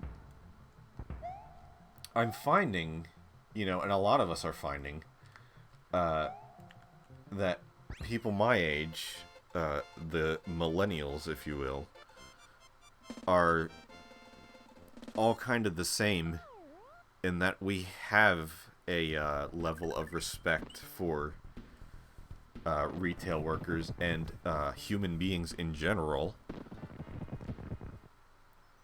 And I think that comes from the previous generation not having respect for them and being afraid of, you know, I've seen my parents do this all my life. I don't want to be that guy.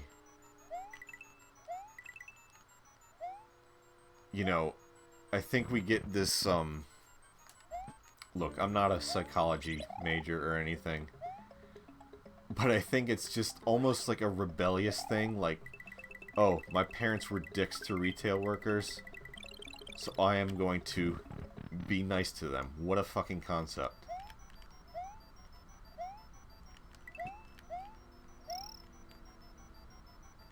It happens way too often.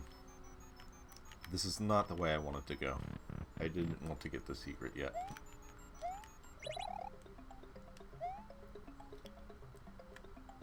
But yeah, it just makes me angry.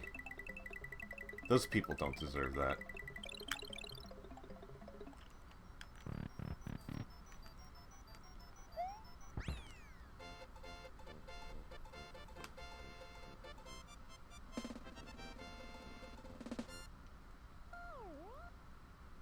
I will go whole apeshit on a bitch like that. I learned quickly my mom was that kind of person, so I decided I won't be this kind of person. Exactly. I mean, especially, like, once you get a little bit older, like, maybe when you're in your teen years and, you know, you start interacting with adults as if you're on their level, and you're not, like, a separate entity of a child where, like, people are talking down to you and stuff and treating you differently.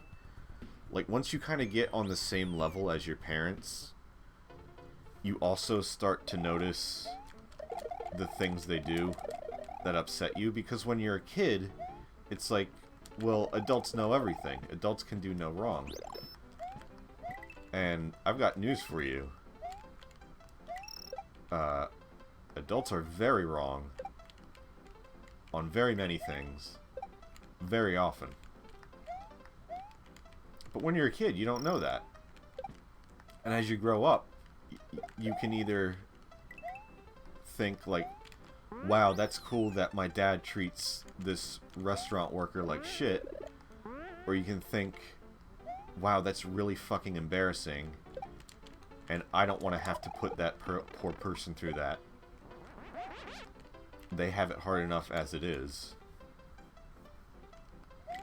So I do think it is almost like a deflection sort of thing.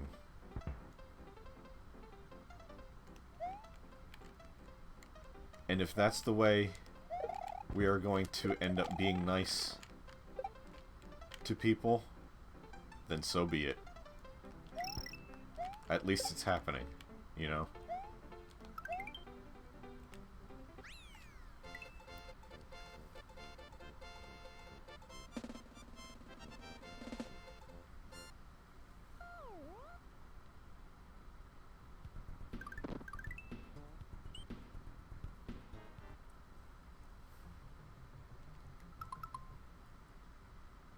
If I think about it, my dad did like one thing wrong ever, and it was in retaliation of my mom being shitty, so... Yeah, I mean, sometimes it's warranted. And I think, you know, at a certain point you kind of develop your own sense of right and wrong, and... You know, was this a good time to act negatively, or was this a bad time to act negatively?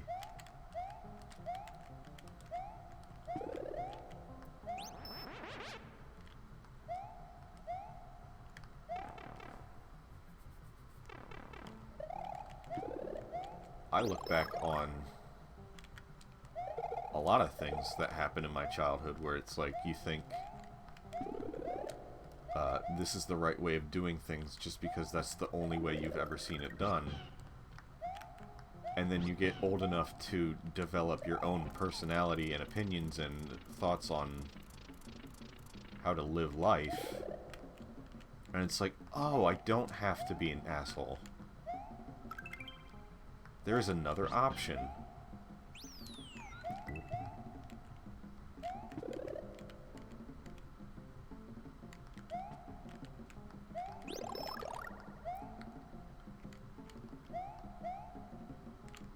And that other option is called suppressing your emotions and going through intensive therapy because you're so afraid of upsetting anybody at any given time.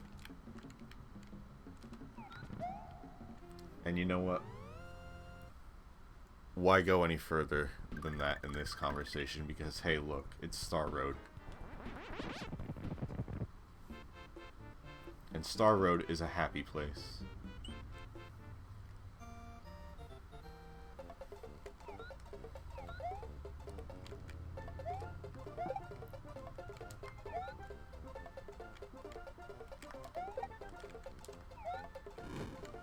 I'm probably completing this game in a very, not very weird order, but a weird one nonetheless.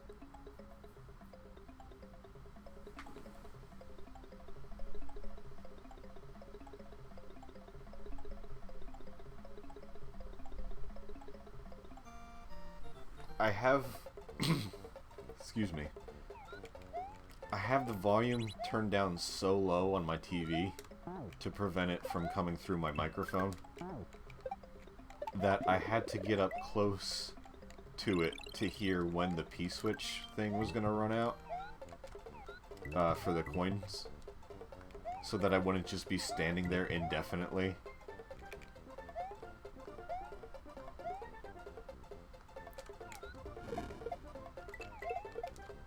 Nico, why are you still standing there? The music ended 2 minutes ago. No, I'm just making sure all the coins got out. It's okay.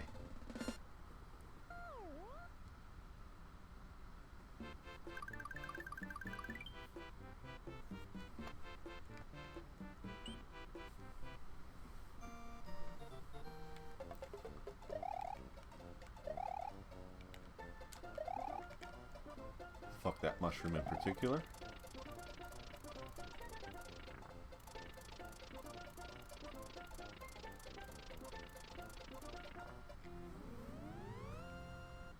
I might go through Star World and Special World and then call it a night there.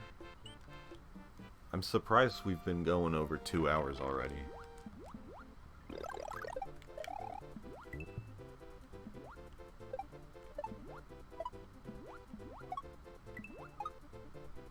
Which, again, there's no set real amount of time, or starting time, or ending time for these. It just kind of happens. Well.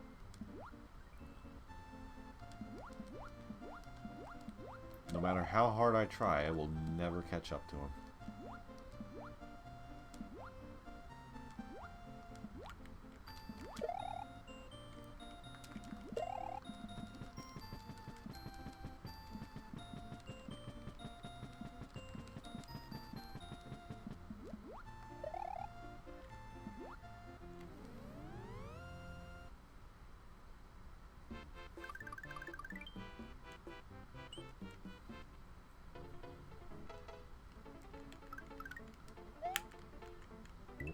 So this is what happens when you go into Mario Maker and you put the goal as far back towards the start as you can and make a level out of it.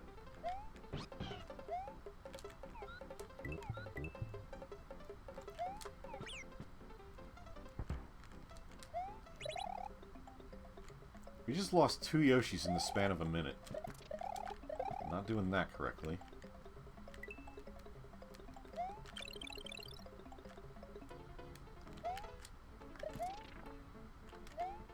Hey, he's back.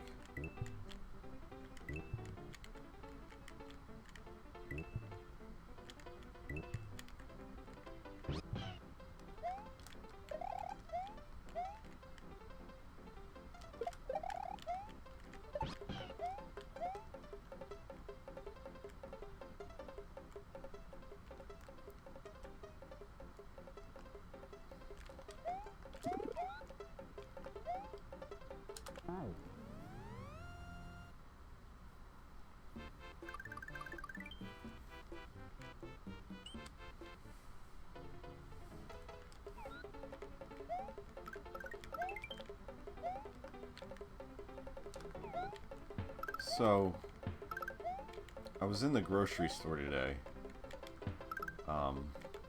buying corn for dinner, and I don't know if this is a thing across all of the US or perhaps across all of the world in grocery stores, but at least here, because corn is like such a big deal because we're the Garden State and we output 2 edible products, which are corn and tomatoes. Corn is kind of a big deal in our stores, and there's a lot of it. And so, again, I might be describing to you something that is, you know, very plain and obvious, but in our stores we have this, usually, especially around summertime, a large wooden crate that you could fit several small humans in,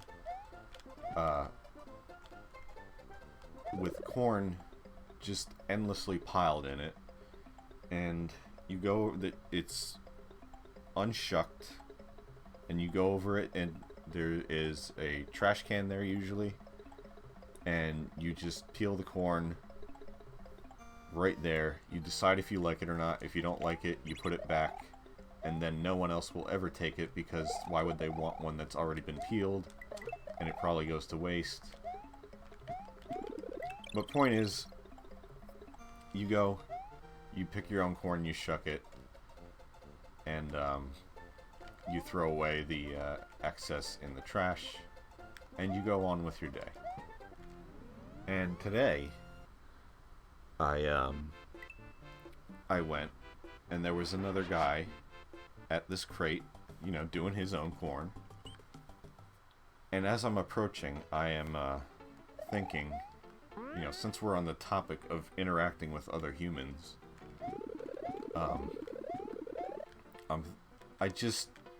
I see him, and I just know. I say, please God, don't let him try to talk to me. And what happens? I go over there. Corn looks real nice today, huh? Yep. It sure does, yeah. Because, I mean, what else are you gonna say? he's trapped you. You gotta say something. You gotta humor him. It's like, alright, let's see. What does he have to say? Corn looks nice. Yeah, that's good. Awfully big, isn't it? Yeah, it's looking, it's really big this year. Sure is. It's probably them chemicals they're putting in there. Oh, boy. Here's where we're really doing this, right? Okay? That's what you wanted to say? We'll get it out. Alright. I have no response to that. And he just keeps going. He's like, you know, back in my day, they didn't... maybe you remember a time where they weren't pumping our food full of chemicals. And I'm just like standing there. I'm like going, I'm doing like the yeah. And he's going, God knows what we're eating these days. You ever see the chicken at Chick-fil-A? I'm like, what? Where did that come from? He said Chick-fil-A in the span... He said it like 5 times in the span of a minute. I don't know if he was getting like a reverse brand deal to shit on Chick-fil-A, which honestly I would take as well, but it was like, okay, dude, I get the point. He's like, Chick-fil-A, their chicken is huge. What do you think they're putting in there? They got chicken the size of pigs. He just wouldn't... Ah, boy. That's why you hate Tubular. Because that will happen. But he was just one of those guys who, like, you know, he just wanted to be heard. He had something he wanted to say, and whoever came up to him first was going to be the one he said it to. He just wanted people to know his opinions on, like, genetically modified food products and stuff. And you were going to find out whether you wanted to or not. And I hate getting in situations like that. Like, I don't like to have to talk to anybody. Oh, boy. Unnecessarily to begin with. And I will not go out of my way to talk to anybody, usually. I'm usually too scared to say anything to anybody unless maybe it's an employee and I have a question. I won't even go up to somebody and be like, hey, nice shirt. Because, like, I don't know. They don't want some unsolicited comment. You don't know how somebody else is, so, like, why bother talking to them? But every once in a while, you get those people who just want to be heard, and they've got something to say, and they... Oh my god, 3 times. It's like they want a platform. And if you're unfortunate enough to be that platform, they just won't let you go. Like, I kept trying to do, like, take a hint already, buddy. Like, all I was saying was, like, haha and yeah. I didn't know what else to say, and he just, like... Alright, Jerry Seinfeld, take your bit down to the Comedy Cellar. Try it out there. I don't want to hear it. It happens to me a lot in waiting rooms for some reason. And you think waiting rooms should be... Look at that. Thought we were going to lose it again. Waiting rooms, I feel there's like this unwritten rule that waiting rooms should just be quiet. And I would say about 80% of waiting room experiences I've had were not quiet. Because there is always somebody in there who is just kind of talking to whoever is unfortunate enough to be sitting next to them, telling their entire life story. I have learned so much about people that I did not need or want to know. Really personal information about people in waiting rooms. I remember one lady one time was talking about, like, a restraining order and, like, her parole hearings and stuff like that. Like, she wasn't talking to me. thank God. It was whoever was next to her, and like the rest of the waiting room is doing that thing where like they just kind of like look down and don't make eye contact because you don't want them to start talking to you as well.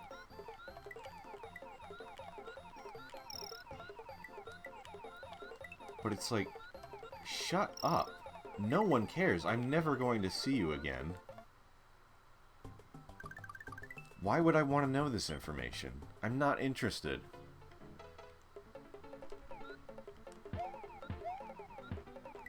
You ever hear of this thing called Twitter? Get one of those. Talk about it there. You ever hear of this thing called Twitch streaming? Talk about it there.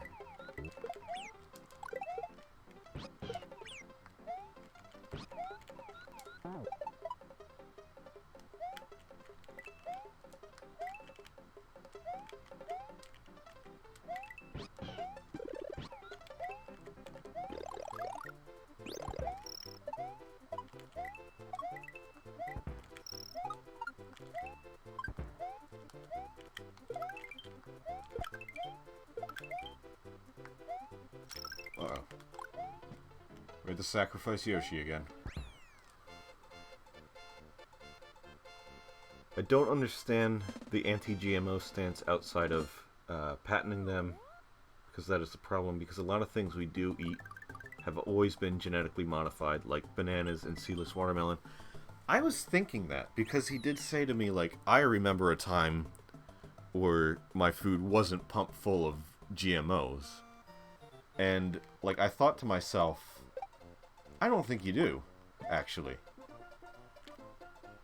Because it's kind of been that way for a long time. And it doesn't automatically mean bad. Like,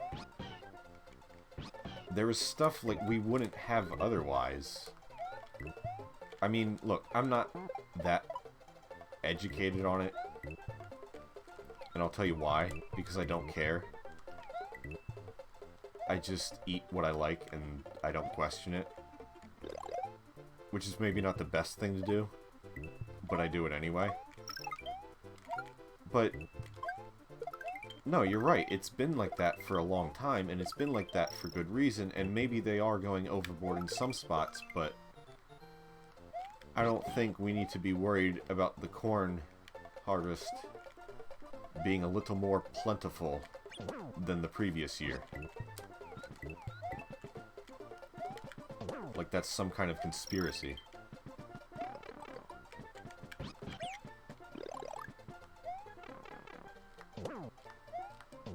Why not just damage boost through everything?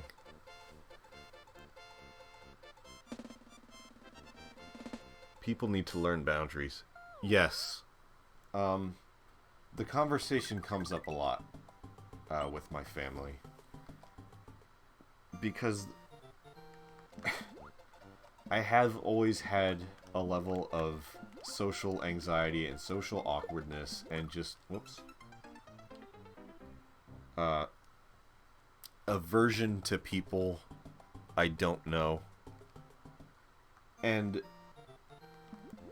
you know, like growing up, my parents will say to me, like, well, you can't avoid people all the time. You gotta talk to people sometimes. And it's like, yeah, I understand that. But there is like there are people that you do have to kind of face.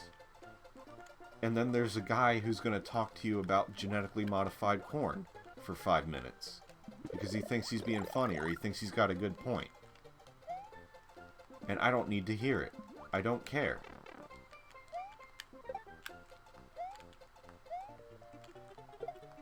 And that's why, like, I'm so afraid to say things to people. Like, even if I see someone, like, I will think on occasions, like, I might see someone wearing, like, a Nintendo shirt or something, and part of me will want to say, just, hey, cool shirt. And just give them some kind of an acknowledgement, because that is nice to get sometimes. And I get it sometimes, and I enjoy it. When it's brief. But you never know who the other person is, so why bank on the fact that they want to listen to you talk? why not just not bother and respect boundaries? I don't know what's so hard about that. And it always comes up, like, I'll make that point to people. I'll make that point to, like, my parents. And they'll just come back with, what, so I'm just not allowed to talk to anybody anymore?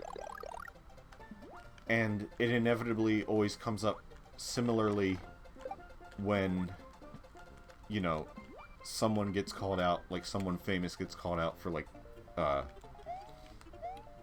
sexual misconduct, or, like, you know, inappropriate touching or behavior or whatever. And every single time, my parents will say, what, are you just supposed to not touch anybody? Yeah! Don't touch people! If you don't know somebody, don't fucking touch them. It's not that hard. Even if you do know them. Like, ask first. Why are you offended that you can't just put your hands anywhere that you want? Or that maybe some people don't want to talk to you. I'm sorry, you're not that interesting.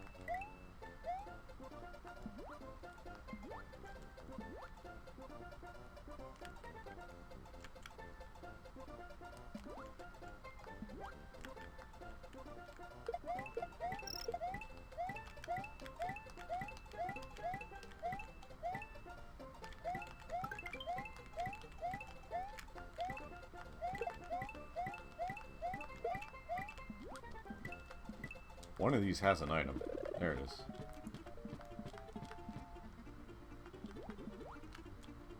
Ugh.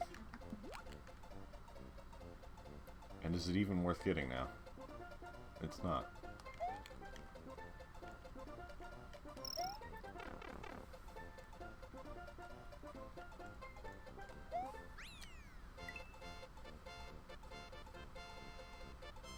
Most people are not taught appropriate boundaries, unfortunately. I think, yeah, that's obviously part of it.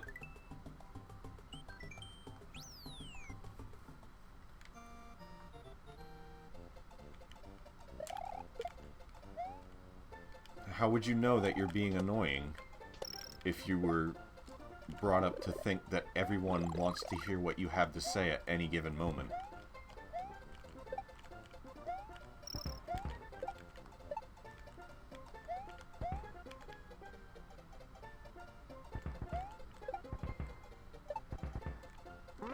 They give... Like, I'm so exhausted over the whole millennial thing. And how it's like an insult in any usage. And it's an insult in the stupidest ways. Like, look at this millennial respecting retail workers. Look at this millennial not giving... not touching people in an unwanted manner. As if that's a bad thing. Back at my day, you know, we used to yell at the restaurant workers, and that's how shit got done.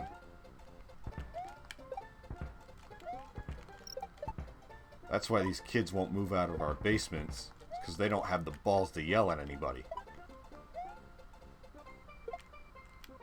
You think that's it?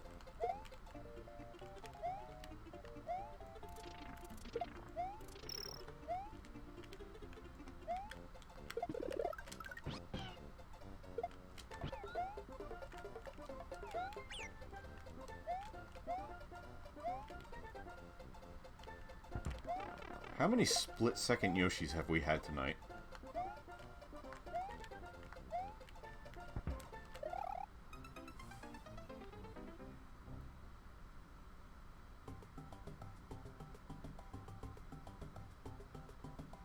That's why they get so upset when they get called out, because they've never experienced that type of rejection before. Yeah, and they call us entitled.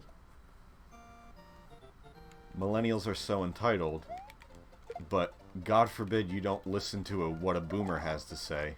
Oh boy. God forbid you forgot to give the boomer a straw at McDonald's.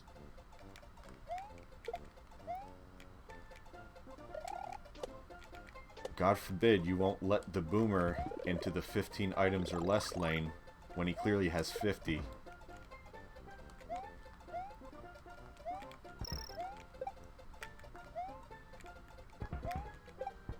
Sir, I'm sorry, you have 50 items. I could lose my job if my boss sees you in the express lane with that much.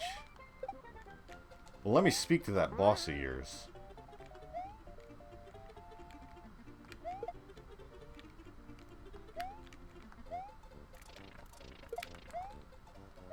Everyone wants to speak to the manager.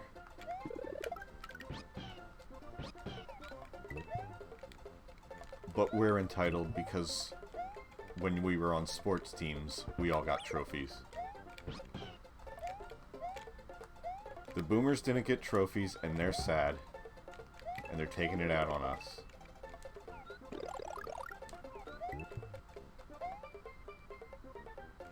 We should just give them trophies and, like, let them shut up.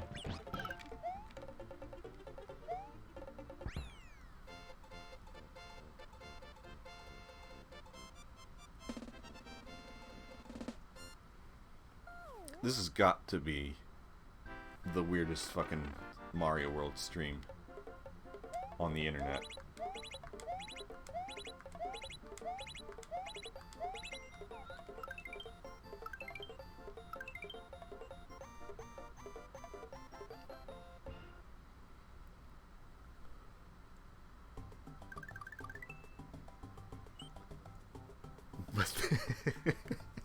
But then they'll want more trophies. It's true.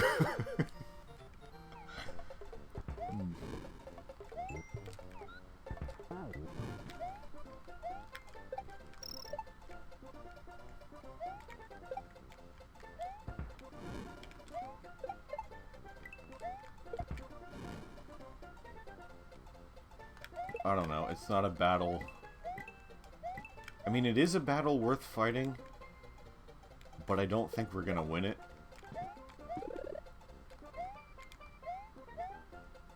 And we just gotta wait for them to die.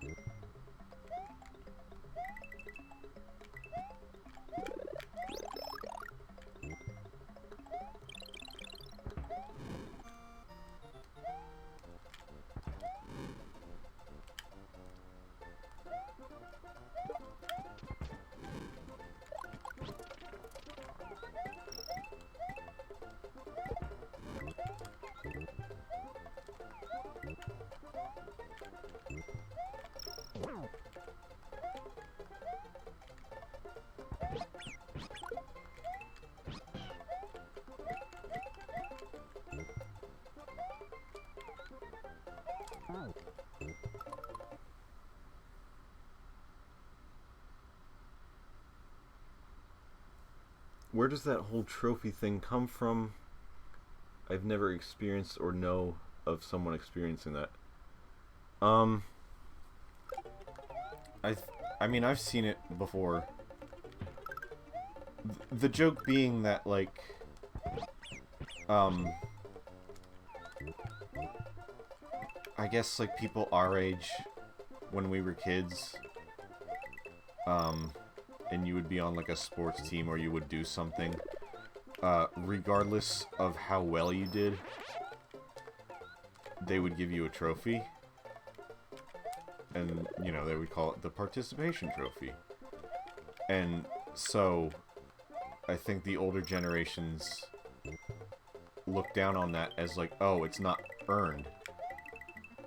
You're just getting a trophy for doing nothing. And so it's become kind of a joke, like,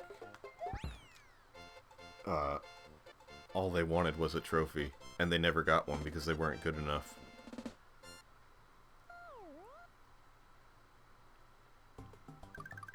Which, and I know this has been pointed out as well, they're the ones who gave us all the trophies anyway. You created your own monster. So...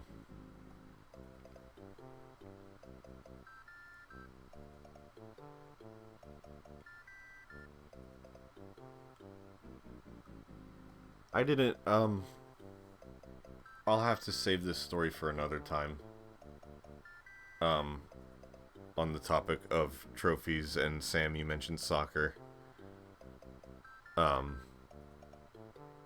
Because I do have a story regarding both of those things. But I think we are going to stop here for the night. We did, I don't know how much of the game. More than half, I guess? It's been an hour and a half. An hour and a half. 2.5 hours. And I think that's a good stopping point. We can probably get one more stream out of this. So, I'm going to call it here.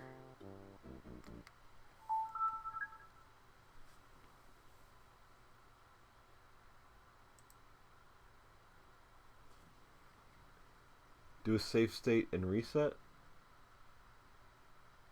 I could do that. I mean, it has suspend points because it's on the Wii U. Oh, you mean to see the progress? Yeah, let me do that real quick.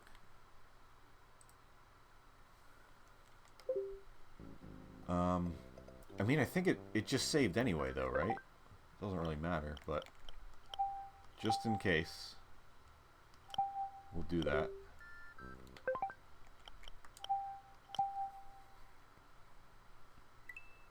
How many exits did we get? 65. Should have done 4 more. Oh well.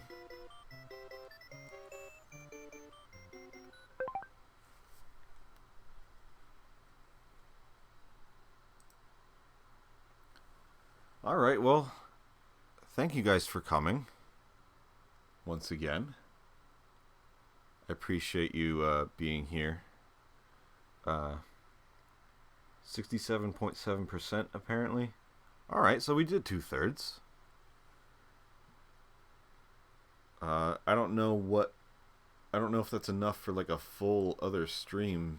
I guess we will have to accompany that with something as well. Like we're doing with Donkey Kong Country. But we'll figure that out. Donkey Kong Country will probably be the next stream. I will return to 2 and then move on to 1 for the next stream. I don't know when that will be. But probably not in too many days because I'm liking this more than I expected. And I will... As a result, I will probably keep doing it a bit more often than expected. But yeah, for now, it's 10:40, which I know is not late for most people, but I'm a grandpa, and that's kind of late for me. And I don't usually play a game for this long at a time, to be honest. I'll touch on that another time. So, thank you for coming. Thanks for watching. Thanks for talking. I will see you guys next time, I hope. Have a good night.